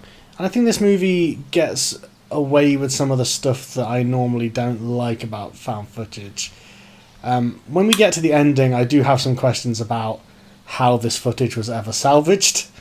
I knew that this would come up, actually, so I do believe I know. Is my big issue with every found footage movie, that's why. Yeah, because you're not the first person to ask me this, because I've shown this movie to a couple of people, and I believe, even though it's not explicitly stated in the movie, I can just tell you now if you want. Yeah, go on then. So, from what I'm led to believe, the head cams and the CCTV footage is all linked up to a server. Okay, well that's fine. That's all the explanation I need then. Yeah, so supposedly all of this footage is constantly being uploaded to a server, so therefore it's accessible footage. Fair enough. That makes sense. Yeah, I mean, we could maybe question whether the footage shot in the depths of that pagan sacrificial altar would have made it to the server, but fair enough. We have to suspend a little bit of disbelief when we get to that part of the movie. Yeah, and it's certainly not as egregious as other examples. Because, of course, there is the element in this movie that maybe covers some of that, where it is implied that this presence that is haunting the church / pagan sacrificial altar is kind of willing them to find out about. It's like willing them to discover it, right, is the impression you get. It's never explicitly stated, but there seems to be an element of like it's in some, because you never explicitly find out. So we should say, before we kind of go a bit more in depth into the plot, it transpires that this church was built on an old pagan site of ritual, as many churches were, but there was this sacrificial element to it, where there was this god, the name of which is lost to time, but that would demand infant sacrifice, is essentially what we're led to believe. And it seems to be that this god is kind of drawing our protagonists towards it to discover it, is the impression that I got. So I can kind of, even though I have some questions about like the mechanics of how certain pieces of footage ended up on that server, I think you can kind of sweep it under the rug by kind of going like, well, the creature wants to be found in this instance. It wants to draw people towards it. It's not doing a good job of hiding itself, in a sense. Well, it's not trying to hide, is the impression that I got. Yeah. And, one thing I will say, so I think what I'm going to say, just to kind of kick the conversation off, is like, I think I broadly enjoyed this film, even making allowances for it being in a subgenre that I don't particularly care for. I think the performances were strong enough to carry me through. One thing that I think... it kind of does the classic, is it real, is it just trickery? And a lot of the stuff they're doing obviously kind of ties into this idea of filmmaking and budget filmmaking and stuff. So, like, a lot of the stuff because I actually listened to an interview with one of the producers and one of the special effects guys, and they were talking about part of the fun of this movie is obviously the two priests. They are, they investigate these so-called miracles the world over. So they're kind of jaded at this point. They sort of know the tricks of the trade when people are faking it. And they were kind of saying that the fun of this movie is like they're talking about, oh, it could be this thin piece of fishing wire that pulls stuff off the table, and things like this. Or like, oh, you could conceal a speaker under here and that would rattle the, the foundations or whatever. These are all tricks that they actually did use whilst making this film. So there's this kind of extra element of like, there's almost a joy of the mechanics and the kind of figuring out how to build these illusions that I do think really, really shines through in this movie, and I think kind of makes it special within this genre, if you know what I'm saying. Yeah, I would agree. There's a lot that I like about this movie. One thing that I mentioned to you off mic, which really stands out to me, is compared to a lot of other films in its genre, the way in which the presentation is put together, where you have, it's predominantly CCTV cameras and 3 head-mounted cameras. Yes. It feels very non-intrusive, and it does allow for the scares to develop quite organically, and even it allows for certain conceits, like the scenes where the characters are sat in the pub just having conversations. They've just taken their head cam off and are just resting it on the table, and they've been told that they have to document the entire thing, so it just seems natural that they'd probably take the camera off and just have it on the table. And even though it's set up fairly well for a shot in a movie, it still feels very natural. Yeah, and they introduced that concept early doors, right, where it's like, whoever their boss is has kind of said, you have to film like every second that you're awake, basically. And I think they kind of get away with that conceit by having the characters kind of be visibly annoyed by it and kind of be bitching about it and stuff. Yeah, and it also means you get the benefit of, because they're head-mounted cameras, you get a lot of POV stuff, so it really puts you in the character's shoes. Yes, I was actually thinking, the scary shit's happening. as you well know, I'm a big fan of the classic Channel 4 sitcom Peep Show. Yes. I would not be shocked to learn that the director of this was a fan, to be honest, because... You are not the first person to make that assumption, I can tell you that much. It's quite a common reading of this movie, and especially due to like the sense of humour that this film has in parts, it feels very Peep Show. Yeah, because it has that kind of slightly cynical, slightly grotty British vibe to it. Definitely, and I mean that's one thing that we were both saying off mic, is we both appreciate how thoroughly British this movie is, down to like, Grey as a character and like that proper like country bumpkin setting where, it's either just, delirious old people or the worst kind of youths imaginable. Yeah, there are some scummy youths in this movie. Truly scummy, like worse than Eden Lake level scummy we're talking here. Yeah, that's a movie. I definitely think as well, like, whether or not they were directly influenced by Peep Show, I think they must have looked to it for inspiration, just because I happen to know a little, because having listened to this interview, I happen to know that some of the techniques they used to give the impression of first-person camera shooting, when actually it was like shoulder-mounted or it was shot from behind kind of thing, are stuff that they started to develop as the seasons of Peep Show went on. Because in the early seasons of that show, they did use GoPros mounted to the camera, to the actors' heads, but then that proved to be pretty unworkable for the most part, so they found ways to fake it, basically. Which seems to be the case in this movie as well. I mean, they admitted as much in this interview. They were like, a lot of the footage that's taken from the supposedly head-mounted cameras is actually, like I say, shoulder-mounted or over the shoulder or just to the side of the actor or whatever. Yeah, and again, I'm fine with that because it means it's easier to get into the movie, I think. Like, it's the presentation is really quite crisp for a low-budget movie, especially a movie that's trying to do this whole found footage thing. Yeah, and that's something that seemed to be very important to the people who made this, is like, if we're doing found footage, that's not an excuse to just make a badly shot movie. Yeah, and that's the thing. And I could never say this movie's badly shot. I think the CCTV shots, they're all very purposeful and do provide some of the most genuinely unsettling parts of the film as well. And that's a great conceit as well, because it allows them to go from the first person to a wide. Yes, exactly. Yeah. So, and I think as well, the fact that one thing this movie does that a lot of found footage movies do not do, not only does it actually take you through the technology they're using, it specifically, they specifically say, like, oh, it's this make of camera, it's this make of camera, and they kind of take you through the capabilities of it. They specifically show the characters setting up the CCTV setup, so it gives you a real sense of, like, literally the first scene, or the first couple of scenes, is Grey setting up the CCTV in in the house that they're staying in, and then shortly after that, Gray and not Mark, the other one, the Scottish Deacon. guy. Deacon, of course. Yeah, sorry. It's Gray and Deacon going to the church to set up CCTV there. So it shows you the angles that you're going to be studying throughout the rest of the movie. And I think it really... Like, when you see the kind of CCTV footage of the church after they've left, and the spooky goings-on going on, it kind of... it adds something to it that is like, you know where the cameras are, you know what the space is, you know where things are coming from, if you see what I mean. Like, it kind of has really more of a turns sense the church into its own character, doesn't it? Yeah, and it just kind of gives everything a more tangible sense of, like, stuff happening, you know. Whereas I think a lot of movies of this kind, they just feel kind of cobbled together, held together by gaffer tape.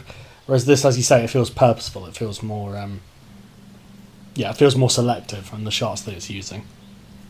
Especially whenever it cuts to there's just the CCTV shots of the church at night. They're just inherently creepy. Like when you just have that wall with all the plastic sheeting down it, where it's just this wide CCTV shot of at night. There is a breeze blowing the plastic sheeting ever so slightly, and you're not quite sure where that's coming from. Yeah, exactly. You know, it's surprisingly subtle in parts as well, which I quite like. I do want to ask, did you find this film in any way creepy or scary? That's an interesting question. I jumped it in a couple of moments, I'll say that. I don't know if I'd necessarily say I found this film scary, but then I think this is kind of a trap that people fall into when they're talking about horror movies, right? It's like, scary is kind of a relative term. Like, I can watch a film like... Okay, so what I'm getting at is, like, films like this don't really scare me because I don't believe in the supernatural in any way. So there's an element of, like, it's just an entertaining story to me. Now, there are ghost stories that are genuinely a bit creepy, or they get at something that is kind of unsettling. And that's kind of the thing that I would say about this movie. I don't know if I was necessarily watching it and was terrified, but there is this sense of unease throughout the movie that I think is very well put across, I would say. More so than I found it like, oh my god, my heart is racing. It's just kind of this thing of like, where is this going? What, you know. I wouldn't say I found this film terrifying. It definitely spooked me the first time I watched it. I watched it with a friend of the podcast, Mr. Andrew Drummond. And I think it shows again like how well put together it is where every time it cut to nighttime, I instantly got just this sinking foreboding feeling. Because I knew every time it went to nighttime, I was like, something is going to happen in this church. And I was always curious to know what was going to happen next. I think that's kind of where it really works for me, is like the mystery of what's going on is actually quite compelling. Yeah, I agree with that. And it unfolds quite well because, you know, I think another thing I would say as well is like this film does actually have a fair bit of story to it, and it does a lot with its characters in the short space of time that you do spend with them. Yeah. See, this is something that I wanted to get at. We'll maybe get into the A to B of the plot later, but I think where this film really does excel, particularly within the found footage genre, is that thing of the characters actually do develop and they do feel like well-rounded characters before they even appear, right? So just to take us through it, so we have Gray, who is sort of our everyman such as there is, right, in this movie. He's kind of the techie we've said before. It kind of finds out that he's working for this organisation that they call the Congregation, right? But he's kind of working there on not exactly false pretenses, but he's not really a Christian. We kind of find out as it goes along. He says a few times that he believes in stuff, and there's this kind of irony that he's the one who gets the most freaked out by the supernatural goings on. Yeah. Presumably because he hasn't really been in this situation before. So there's an interesting interplay between him and Deacon is, you know, a man of faith, but is very, very jaded. And we found out with good reason as time goes on. But and him and Mark is this kind of more high-ranking priest and more by-the-book kind of guy than Deacon. And I kind of find it interesting that there's this dynamic between the three of them where the two priests are the ones who are like, been there, done that, got the T-shirt. All of these miracles that were sent to investigate are fake. It's all done through trickery and all the rest of it. Like, they're complete skeptics. Whereas our character who's introduced as a skeptic is the one who's more ready to believe in the supernatural. Yeah, I found that to be quite... I think because often one of the issues you have with these movies where it's like, is it supernatural? Is it not? Is that it's clearly supernatural. Whereas what I liked about this film is all three of them have differing opinions on what's going on, and all three of them are entirely justified in what they believe based on what they've seen. And I think what I like about with Gray's character is, he comes in as being like sort of the, the non-believer, but he is the one that is actually responsible for discovering most of this using the tech. Like, there's that really great scene where they set up all the microphones around the church, so he can capture the sound between them. The radio mics, so you can jump from mic I to believe mic is a reference to, it must be a point of reference, but have you ever seen the Stone tapes? Yes, I have, Yeah, the sort of Nigel Neal Lovecraftian story. I think it's very much kind of lifted from that. Yeah, well, this is definitely in the mould of that, and a lot of British folk horror. Like the characters explicitly reference the Wicker Man at one point. They do, and stuff like that. And again, I think that's probably another reason why this movie kind of gets me. I always find British horror more effective, probably just because it's so much more relatable. There's a lot of like, genuinely good horror moments in this film, I think. For sure. Like, I love any scene towards the start of the movie, because we haven't actually mentioned Father Krellick yet. No. But, I mean, this is probably the point where we should probably get into the plot. I know we've sort of spoiled it early doors by talking about, like, what this sort of reveal is. But we'll sort of go through it. So when they arrive at this church, they're greeted with Father Krellick, who is the one who reported this miracle, and he shows them the footage. Where he's baptizing a baby, and then the church bells start ringing, and objects start flying around, and Krellick starts bleeding from his nose, and then the camera glitches out and goes all kind of weird. Yes. Which Deacon is immediately like, oh, it's fake. It's absolutely fake. And Gray is like, no, this has to be real. And so Krellick is immediately, he's like, it's a miracle. But then, we do then see that at night, Krellick is going into this church and praying to something. Or he's talking to something. Which is one of the first indications that something is not quite right here. And we also, we get like him praying and then the sounds of children crying, playing through the walls and such, which is just, wonderfully creepy. Yeah, and it's not entirely clear whether Krellick knows he's talking to something potentially demonic, or whether he's under the impression that he's talking to God, right? Like, the movie kind of leaves it ambiguous, or certainly the impression that I got is that one of the reasons Krellick has called these guys here is because he wants them to confirm that this is, the big G-man upstairs and not something horrendous. Yeah. Whereas Deacon is under the impression that Krellick has faked this because he wants to bring more people into his congregation, because when we first see him, he only has 2 people attending his sermon. Yeah. And we also then learn that this church has only recently been reopened, and it's been a project that Krellick has been working on for a while to reopen this church in this small area. Which, again, feeds into what's truly going on, because from my understanding, it's that christening that is the first event. It's the awakening, as it were. It's the idea that, because we've already sort of talked about the whole like sort of child sacrifice thing. So it seems like it's the baptism of a child that is an affront to this thing that is this deity haunting the church. Ancient times, it's kind of the antithesis to what it was actually supposed to happen in that that place of worship, as it were. Or it could just be that any ritual towards any other god is an affront, I suppose. But I think there is that like you say, there is that direct connection between baptism and child sacrifice. I guess one is kind of an inversion of the other. Because we also learn as the movie goes on that a previous inhabitant of the church helpfully wrote a diary journaling his madness. which again, very Lovecraftian. Yeah. And, that kind of ends on the line about, like, may God forgive me, I serve a new master now. And it turns out he was murdering kids left and right and stuff like this, so... Yeah, because he ran an orphanage, yeah. That's right, yeah.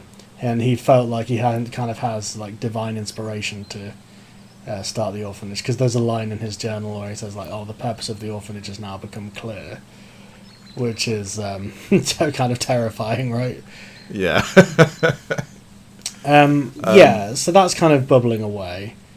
One thing that's kind of interesting as they're kind of... because again, like Blair Witch, this movie's plot is fairly loose. It mostly revolves around the investigation itself. One thing that I thought was kind of interesting is whenever they encounter the villagers, they're either just like non-responsive towards them, like that old man who just doesn't talk to them, or they're openly hostile like the kids are. Because there is an incident where the Utes leave a burning sheep outside their house. Which is fucking horrendous. Yeah, and then we find out that it's the Utes because later on as they're walking past they're like, bah! Which is an interesting one because that is a bit extreme for a prank, I would say. Yeah, I've always interpreted it as there's this evil has awoken and is infecting everything around them. Yeah, and maybe it's a case of like, has it always been there? Has this creature always kind of held sway over this area? And it's only because the Christians are trying to stick their oar in at this point that it's kind of kicking back at them. It's hard to know, really. Because that's kind of part of it as well, as like, because they talk about the church kind of driving away the evil in this area and replacing its site of worship with their own. But it's not entirely clear if the creature is just kind of, or the entity is kind of evil by definition, or whether it's sort of retaliating against being driven out of where it's supposed to reside, sort of thing. And like, because there is this kind of folkloric concept that you get with demons and trolls and everything, right? That they kill Christian children specifically. This idea of like they're almost trying to return to this pre-Christian, like they're trying to wipe out the next generation of Christians almost, is the idea. Certainly that has come up in a lot of that kind of fiction, kind of folk horror fiction from Europe, certainly, where they're all, because across Europe there is this idea, not just in Britain but all over the place, there is this idea of like the Christians drove out the kind of traditional faiths and the traditional more druidic leanings, I suppose, of the native Europeans in a lot of cases, which this movie is definitely playing on. It's interesting. I'm not sure what stance this movie really has on that, because Christianity is definitely portrayed as good, and the paganism is definitely portrayed as bad in this movie, I would say. I suppose only as far as the Christianity stops whatever it is from eating children. Yeah, yeah, but that's what I mean. Like the pagan deity is explicitly evil. But we don't know like what else it did or like what it provided. We don't know much else other than it eats children, so it's just by nature evil. Not whole though. We later find that out. It doesn't devour them whole. No, it leaves some chewy bones behind. But if we sort of breeze through the rest of the plot, so yeah, they investigate this church night by night, and the youths burn the sheep and stuff, and they start to notice weird shit's happening. They hear the sound of children crying in the walls. Mark discovers this doorway down to a lower part of the church, but as soon as he opens it and puts his head into it, he's rendered unconscious by some kind of force, so he hears something. And so from that point on in the movie, he acts quite differently. He's always shown to be bleeding from the ears as well upon hearing whatever it was that he heard. And Deacon then starts to tell Gray about his experiences investigating miracles. He talks about one where a girl in Italy had stigmata, and Gray is like, you can't fake that. And Deacon then tells him, well, it seems that every single day for 10 weeks, the girl's mother was cutting her hands and feet. And the girl eventually died of septicemia, and the mother's response to Deacon was simply, "Now you can make my daughter a saint." And that's kind of the incident that turned Deacon into this incredibly jaded alcoholic, because he'd seen like the true kind of ugliness of what his religion is capable of, I guess. Yeah, and I suppose in a way that's almost a reflection of the child sacrifice of the pagan religion, right? Like, there are people still willing to, perpetrate these evils upon their own children in the name of this vaguely defined deity, in this case the Christian god. Because we also find out, of course, Deacon has this experience in, is it Brazil? He went to this town that's called Bethlehem or whatever. Yeah, and he ended up losing a lot of his own men to this mission that he kind of insisted upon seeing through to the end, which obviously is something that Mark throws back in his face later on. Kind of saying, like, you've lost your way, you've lost your judgment kind of thing. But again, it kind of almost speaks to this idea of, like, I guess, we were kind of saying this movie might be on the side of the Christians, but I think it is also drawing that parallel of, like, well, they're sacrificing body after body to their own faith as well. Like, there is this parallel between the very explicitly, like, sacrificial pagan idea versus this almost unintentionally sacrificial Christianity, right? Like, it's still, it's still this thing of, like, people are still being sacrificed to the Christian god, I guess. It's just they're not as upfront about it, I suppose. Yeah, exactly. They're not, like, making wall paintings of babies being eaten. A little bit more refined than that. One thing that I wanted to flag up as an interesting little tidbit. So in this interview I heard with one of the producers, she was saying that, so throughout the movie, we see Gray talking on the phone to an unspecified person, and whenever Deacon kind of catches him, he just kind of fobs it off as, like, women, eh? Like that. Or just some other kind of excuse, right? Apparently, in one draft of this movie, it was going to transpire that he had a contact in the Vatican. Because if you listen to what he's actually saying in those phone calls, he's, like, bitching about the working conditions, or he's bitching about, like, oh, there's too much secret keeping, you're all the same kind of thing, and all this sort of thing. Yeah. So apparently that was supposed to be, like, someone that he knows within the Vatican, and there was supposed to be this extra wrinkle to his character that kind of ended up falling by the wayside. I just think that's an interesting element where none of these characters are completely honest with any of the others, and that seems to almost be like a condition of this sort of church life that they're living. Yeah, because Gray is often heard talking about how they're going to pay him a big bonus, and he's also made aware prior to turning up that Deacon has a drinking problem. Yes, that's right, yeah, because when Deacon first shows up, there's a scene shortly afterwards where he's on the phone saying, like, oh yeah, no, he's as sober as a Scotsman ever is, and, it's kind of implied that whoever's on the other end of the line is saying, like, what's his condition sort of thing. Yeah, and it's followed up beautifully by the scene where afterwards Gray and Gray and Deacon go shopping, and they put the bags down on the table, and Gray's bought different kinds of food, and all Deacon has bought is booze. Yeah. I think that's something that kind of runs through this movie, is Deacon and Gray's unlikely friendship kind of growing. Yeah, those two have really good chemistry, I think. Like, their performances are really well intertwined. I enjoy those two. Mark is obviously the stick in the mud, and, he doesn't get as much fleshing out. He gets a scene towards the end where he basically talks about wanting to move away from all this, like, Old Testament and just wanting to embrace the teachings for, like, the kind of moral code of it, as opposed to, all the fire and brimstone that you would often associate with the Bible. Yeah, I thought that was interesting, that they kind of show him to be this... Because when you first meet him, I was kind of expecting him to be more like... the traditional Christian, because he has a few lines at the start when he's kind of saying, like, to Deacon, oh, you're still one of us, or have you forgotten that sort of thing, and they kind of imply, like, oh, he's very by the book, so you almost expect him to be this Bible thumper, right?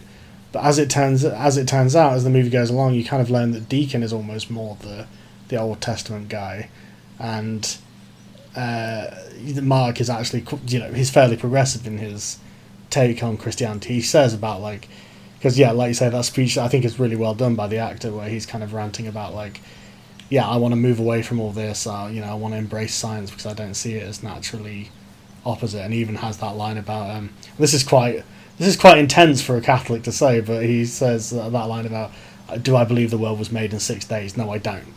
Which I know you as a godless heathen may not know the true significance of, but it's a very hotly debated topic in Christian circles. Let's say how old the Earth is, essentially. The Bible says one thing, and science says another. So that's quite that's quite a major thing. Like creationism is obviously a very hot topic, and it's like in like the education system and such. So I'm aware. Yeah, but so that's like a very controversial thing for a Catholic priest to say. To be fair, and I think it's interesting that he's kind of because we do get a fourth character who kind of pops in later on, this Italian priest who we're told is Calvino. Who we're told is kind of the go-to man for any sort of shady Catholic shit, right? Which obviously casts him. Is he in the Legion of Uncles? I have to ask you. Do you know what? He's a borderline case. It has to be said. Yeah, he doesn't get enough screen time, but I think I'm going to put him up there. I think the thing with the Legion of Uncles is you can't be too dodgy if you're in the League of Uncles. And I think this guy, he's seen some shit and he's covered some shit up. That's all I'm saying. Just to backpedal slightly to Mark, I did just want to point this out. His whole bit where he has that speech about wanting to move away, do you think that could possibly be as a result of the thing that has affected him? Or do you think that's always been in his character? It's just one of those things that kind of stood out to me on this latest watch. I was like, is that how he's always felt? Or, has what's happened to him I think it's always in his character. Changed his perception? I think it's always in his character because he's the one who is always trying to shut this down, right? He's always trying to clock off early throughout this entire thing because he's just like, it's a waste of time and energy kind of thing. Yeah, no, fair. This is just my reading. I've only seen it the once. Yeah. It's one of those things where I wasn't convinced of it, but I definitely thought about it this time when I was watching it. Because as we move towards the climax of the movie, we do see that Mark is more under this thing's influence than the other ones are. Yeah, I think it's more he's like fighting against that. Like, I see it as more he's in denial that he's under the thing's influence, which is possibly why it can gain more influence over him, if that makes sense. Like, yeah, because he's already got a conflict over his religion, whereas I think obviously Deacon is so on the cusp of just jacking the whole thing in. Yeah. And Grey is not really a believer. Because Mark's whole thing throughout is like, we just follow procedure, we get it done, dot the T's, dot the I's, cross the T's, and just fuck off out of here kind of thing. Whereas Deacon's the one who he has to scratch the itch, he has to kind of, well, hang on, there could be something to this. And after Krellick throws himself off the roof, I think there are two, spoiler alert, I think their two reactions to that are very telling, where, Deacon's like, well, there must be something to it because he's thrown himself off the roof, blah, blah, blah. And then Mark's whole thing is just like, no, he was depressed and insane, he killed himself, we should go, sort of thing. But yeah, this is kind of what I like about this movie, is like, as much as the plot is fairly light, there is quite a lot of depth to all the characters, and they all have quite a developed, point of view. Because even the smaller characters like Krellick and the Italian priest who comes in, you get a very strong sense of what they think and what their response to the events are and everything. Yeah, I think it's interesting in that regard. I was going to say, unless you've got anything more to say on that subject, I do kind of want to jump to the ending of this film. No, I think we've definitely said everything that needs to be said about these characters. I think, yeah, there is a lot more going on with these characters than what you do get in these sort of standard found footage movies. And even compared to, say, Blair Witch, there's a lot more going on with these guys. I mean, we will breeze through the plot as well, because the ending is definitely something I want to talk about, but also, there's a couple of, the horror moments that I really want to kind of shout out, because I think there's some great ones littered throughout. But yeah, so as you said, Krellick throws himself off the roof because he, in his words, you don't believe my miracle, and, he's clearly not entirely sure what's going on, and you kind of get a sense in that moment that he realised that he's been putting his faith in the wrong place. Because he's aware that whatever's happening in this church, whatever he's awoke, is something truly evil, and so throws himself off the church, which is a really great shocking moment, and kind of drives the characters towards the finale, because we have that scene afterwards where Deacon decides to go up to the church by himself for some fucking reason. Don't know why you would. Yeah, you simply would not. Frog marches himself up to the church in the middle of the night. You simply would not. You just wouldn't, would you? Singing away to himself, and we get that very good creepy scene where he keeps seeing flashes of Father Krellick, within the trees and stuff, which is really quite well done, I think. He then also finds Krellick's robes, and when he lifts them up, they're just full of worms and maggots, which is just grim. Yeah. And then Deacon goes to that sort of passageway that Mark found earlier, and that's where he hears the children crying again, and then he hightails it back to the house, and that's when he brings in Father Calvino, because he also hears Krellick screaming down there as well. That's the other thing. Brings in Father Calvino because they're like, we need to just do a full-on exorcism. Some sinister shit is going on here.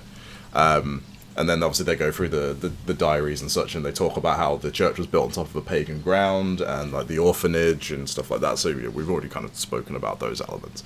So they do this blessing, which goes horribly wrong, because Calvino starts bleeding from the eyes. Yeah. And it's kind of in that scene as well, you see almost like the kind of ridiculousness of the ritual is very highlighted. Because Mark and I think Gray are both kind of in that attitude of like, what is this even doing, this banishment ritual?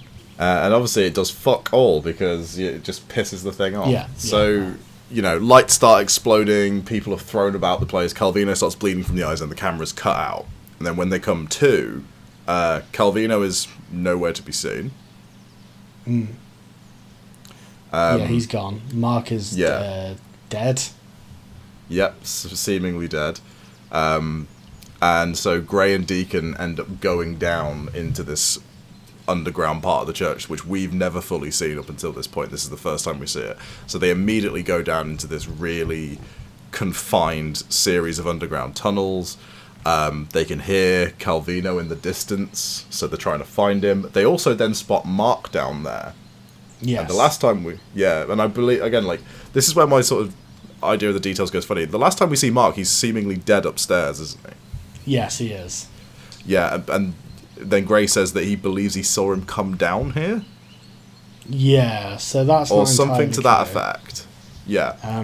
I mean, Gray is kind of losing his shit at this point. That's very true, actually.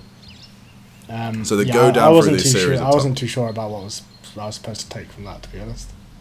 Yeah, it's one of those things where, because the scenes from here on out are so hectic, it's kind of hard to sort of keep up with what's going on. But the main focus is that Gray and Deacon go down into these tunnels, and they're trying to find Calvino, and then they keep spotting Mark.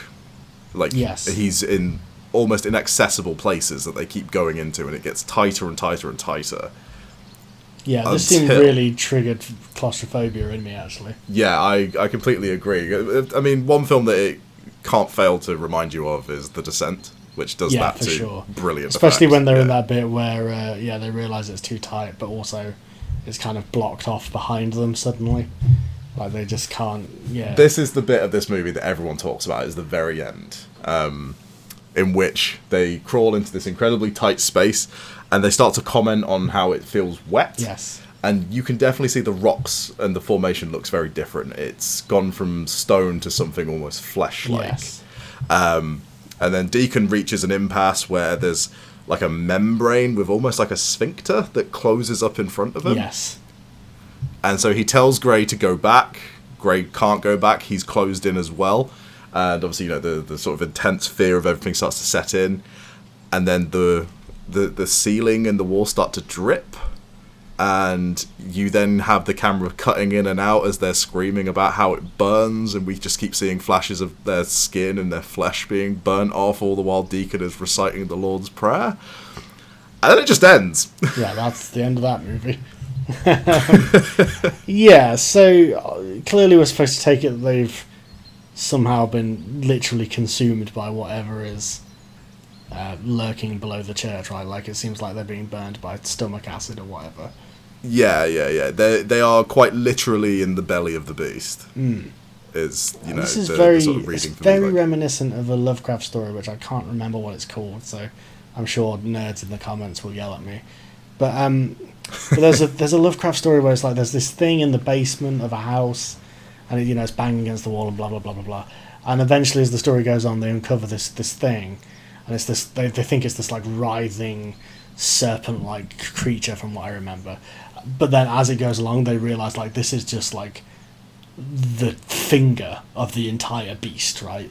And like that's kind of where the story ends, is them realizing like, oh shit, we thought that was a beast. That's just like a piece of this colossal creature. So I kind of recalled that to me, where it's like you never actually see the full entity, but you kind of you get the sense that they've wandered, presumably through its anus into its stomach. So yeah, or it's some kind of some kind of digestive tract of some kind. Yeah, because I mean, we see images on the walls of like the sacrifice occurring, and we see like a demonic figure that's been drawn there. Yeah, and it's like holding a child, but like you could always interpret that that's not the demon itself. That could be like a worshipper who's in like a costume or something like that. Yeah. And they they sacrifice these infants on the altar and then feed them to whatever this thing is that Deacon and Grey crawl into. And it's clearly, some kind of digestive enzyme that they're getting covered in, because we also then see when they're down there, they find the skeletons of all the children. Yes, these kind of acid-washed skeletons. Yeah, there's a lot of them. It's very, very unsettling. Yeah. But so I kind of want to... how did you find this ending? Like, what was your initial response to it? Well, it's one of those things... every found footage horror movie kind of ends the same way, as we alluded to, right? Like, there's the moment where the camera cuts out or is dropped, and the main characters are gruesomely dispatched, usually out of focus or usually just off shot, right? This film kind of plays with that. I mean, you're getting the kind of first person sort of camera work, and it's very intense. I think it's an effective ending. I'm just kind of... I wanted maybe a little more build up to them being digested. Like, maybe you see a little more of what's going on outside the stomach or the intestine or whatever it is that they've wandered into.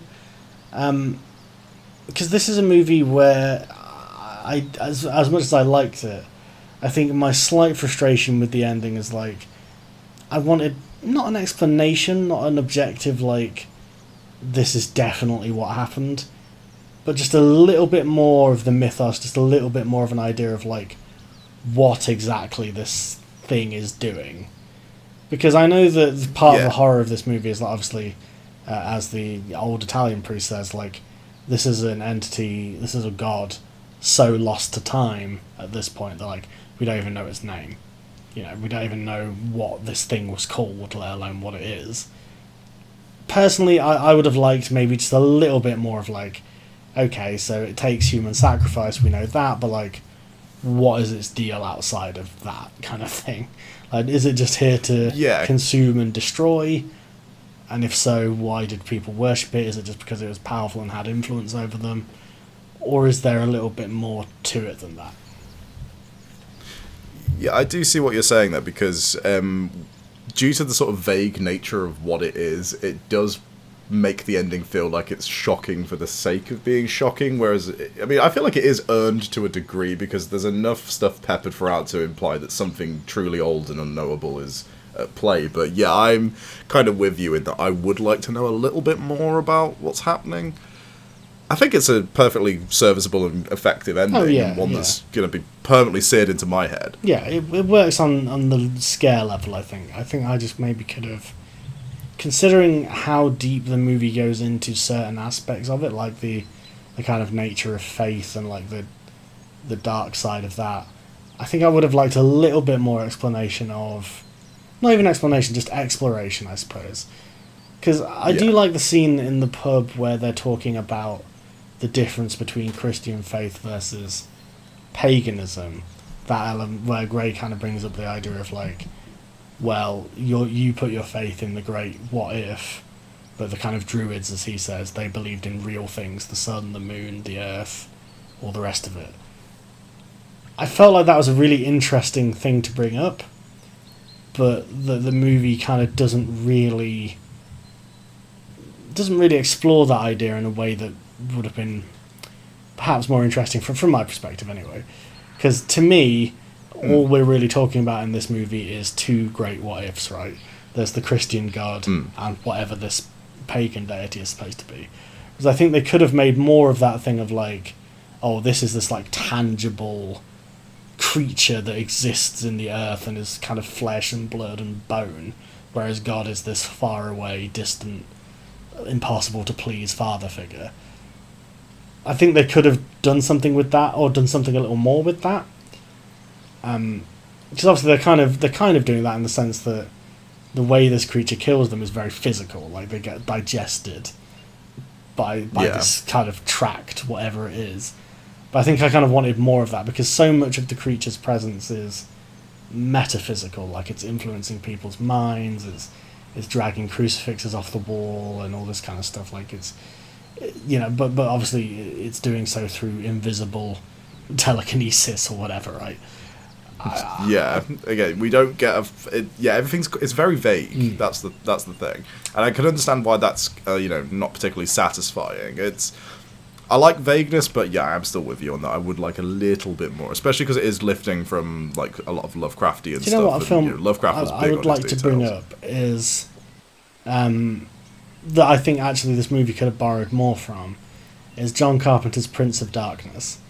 Because I think what that movie does... you can definitely see comparisons. Yeah, because I think what that movie does is it has the supernatural evil, but it also has this very like physical presence on what's going on in that film. Like it's not just possessing people. There is this kind of, it's not just this kind of nebulous like force of darkness. There is kind of a tangible effect that it has on the world, which I think this movie needed a little more of for my money. But what do you reckon? I do agree with you. I think it might also just be a budgetary thing. Oh yeah, for sure. For sure. Like, I think that definitely does play into it. And you did mention that you listened to some interviews with the producers and stuff, and they said that there was drafts of the script and stuff like that. So definitely, I think that it may have been something that they may have wanted to explore, but felt like they couldn't, or maybe they just made the conscious decision to leave it deliberately vague. Yeah. I guess we'll never know. I mean, more would be good. And I'd say, especially when we talk about Prince of Darkness, I think that movie strikes the balance between like an unknowable force really kind of permeating within the real world and having like a genuine effect on its surroundings. Because obviously in that movie you've got like the legion of murderous hobos led by Alice Cooper, for example. Yeah, quite. Yeah. Which is great. And I love all those little video shots in Prince of Darkness of the sort of cloaked figure in the doorway and stuff, And it's like that the thing itself is like a big tube of green goo. Exactly. Like you get a sense of what it is, and like it has powers, and you see what it can do. Whereas there's a church built to this thing. People clearly worshipped it. We know it eats children. What else is it? Like, what else does it do? What is its goal? I guess is the thing, or does it have one? Is it just dominion over the earth? Yeah, just influencing people to do its bidding. Like, is that all it really does? Or is it kind of like, I guess maybe they're playing into that Lovecraftian thing of like it's this inscrutable evil that you can never really understand. But then I think the thing that Lovecraft has that this movie doesn't quite get is like the thing that he kind of harps upon with his elder gods and so forth is like their complete indifference to humanity is what makes them like a terrifying force, right? It's not even necessarily that they're all completely malicious and want to destroy it, it's just the fact that they don't care. Like, they're just going to do whatever they do, and if it destroys humans, we're like ants on the windshield to them. It doesn't matter. Yeah, exactly. Like, human life is completely meaningless to them, and, that's the whole sort of, like, nihilism, and that's a very sort of common trope within Lovecraftian fiction anyway. So, shall we move on to Kino or Inferno for this one? We can. The only thing I want to just briefly touch on is just a couple of the little creepy moments. There's one moment in particular that I really want to shout out because I love it so much. And it's some people say it's a little bit hokey, but I think it's brilliant. There's the bit where Gray is stood out in the churchyard, and he's just having a cigarette. And there's just this. I'm guessing you clocked it. I feel like you would have clocked it. The gravestone, yeah. Yeah, where he looks down at the gravestone, and it says his name on it. And then he looks away and looks back, and the name is different. It's little moments like that in this movie that I really, really enjoy. And then you've also got like the dog that patrols the nearby area that sort of pops up every so often. Yeah, I quite like that. But no, I just wanted to shout that moment out because I love it. I think it's the kind of moment that I'm like, God, that's the sort of thing I'd put in anything that I write. And I like to see that kind of stuff on screen. But going into the rating side of it. It's a Kino from me because I do kind of love this movie. I think when you're going into the found footage stuff, you can do so much worse than this, and I think this is a movie that's genuinely trying. It does have its little sort of foibles, mostly in that sort of like vagueness that we talked about at the end, but if I'm in the mood for this kind of movie, like with Blair Witch, this is something that I'll go to. And again, similar to Blair Witch, the creepy moments in this movie always work for me. I think the characters are always very engaging. I'd say the characters in this movie are more enjoyable than in Blair Witch, just because they're a bit more varied and they've got a lot more going on under the hood. Yeah. Blair Witch is just 3 college students going crazy. This is actually asking questions about faith and, how far one's faith can go in the face of unspeakable evils, not only within the sort of supernatural realm, but within the religion itself and just within everyday people that believe in that kind of stuff. Yeah. So I really, I'll throw a lot of credit towards the writing of this movie, even though not all of the writing is up to the same standard. Yeah, I think I'd basically just agree with your thoughts. Yeah, I think this is a Kino for me.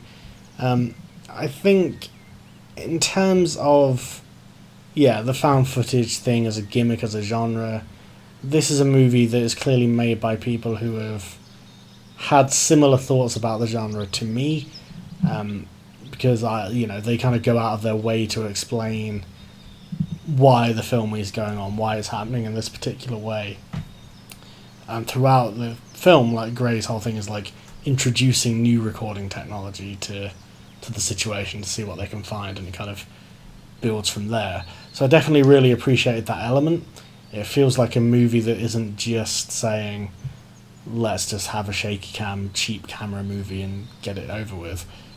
I think I'd just echo your thoughts really like that. I could have done with perhaps a little bit more expansion on some of the movie's ideas, but assessing the movie for what it is and not what I'd like it to be, I think it's pretty solid. I'd definitely watch it again.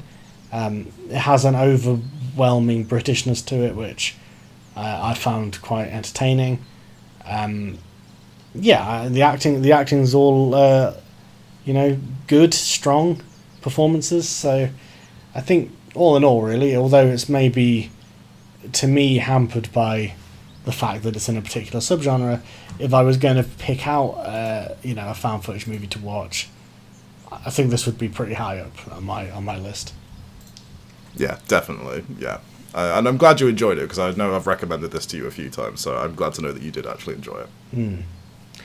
So, bearing that in mind, Mark, obviously we're still lost in the spooky woods, so it's unclear whether next week's episode featuring Abdul Balabas on Digimon the movie and Pokemon the movie will be released, because obviously we might have died of exposure or starvation or which by then.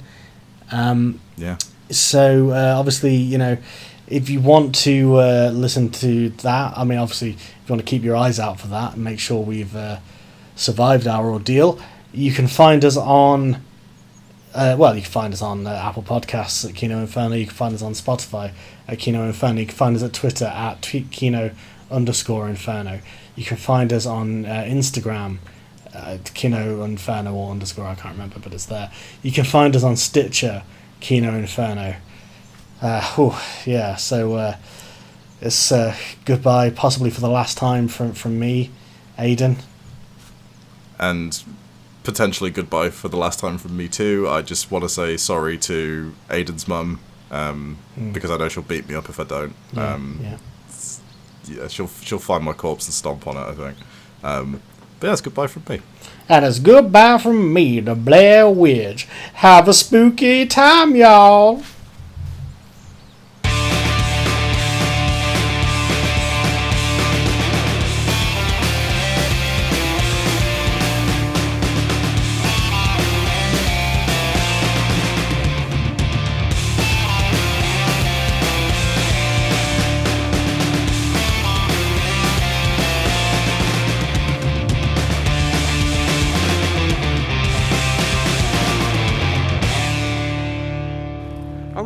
right way? Well, we're going down, so that must be right. Except we went down and then up, so... Look, we should just keep going. We're bound to hit something soon. We should probably hurry, because Sophie said there might be a bit of a thunderstorm coming in. Oh, great. So we have no idea where we are, and there might be a storm coming in, and we haven't got any stuff, and... Brilliant. We're dead meat. This isn't the Matterhorn, Jeremy. It's the Quantox. Nobody dies in the Quantox. If we're very unlucky, we might have wandered onto Exmoor, but... Exmoor? The Moors? The Baron Moors? The Moors murderers? We could easily die on a moor. Give me your phone. Why? I'm gonna call Mountain Rescue. No. That's what they're there for. We're not calling Mountain Rescue. We're not going to be two of those idiots you hear about who go up mountains in flip-flops and sombreros and have to get rescued. What, you'd rather be one of the idiots they find frozen to death being chewed by badgers, drinking their own piss? You can't call Mountain Rescue anyway. This isn't a mountain, it's a hill. Oh, right, they're gonna leave me to die because I haven't got a geography degree. You prefer that, wouldn't you? To die rather than to ask for a simple piece of help. We are so going to die. Will you please stop saying that?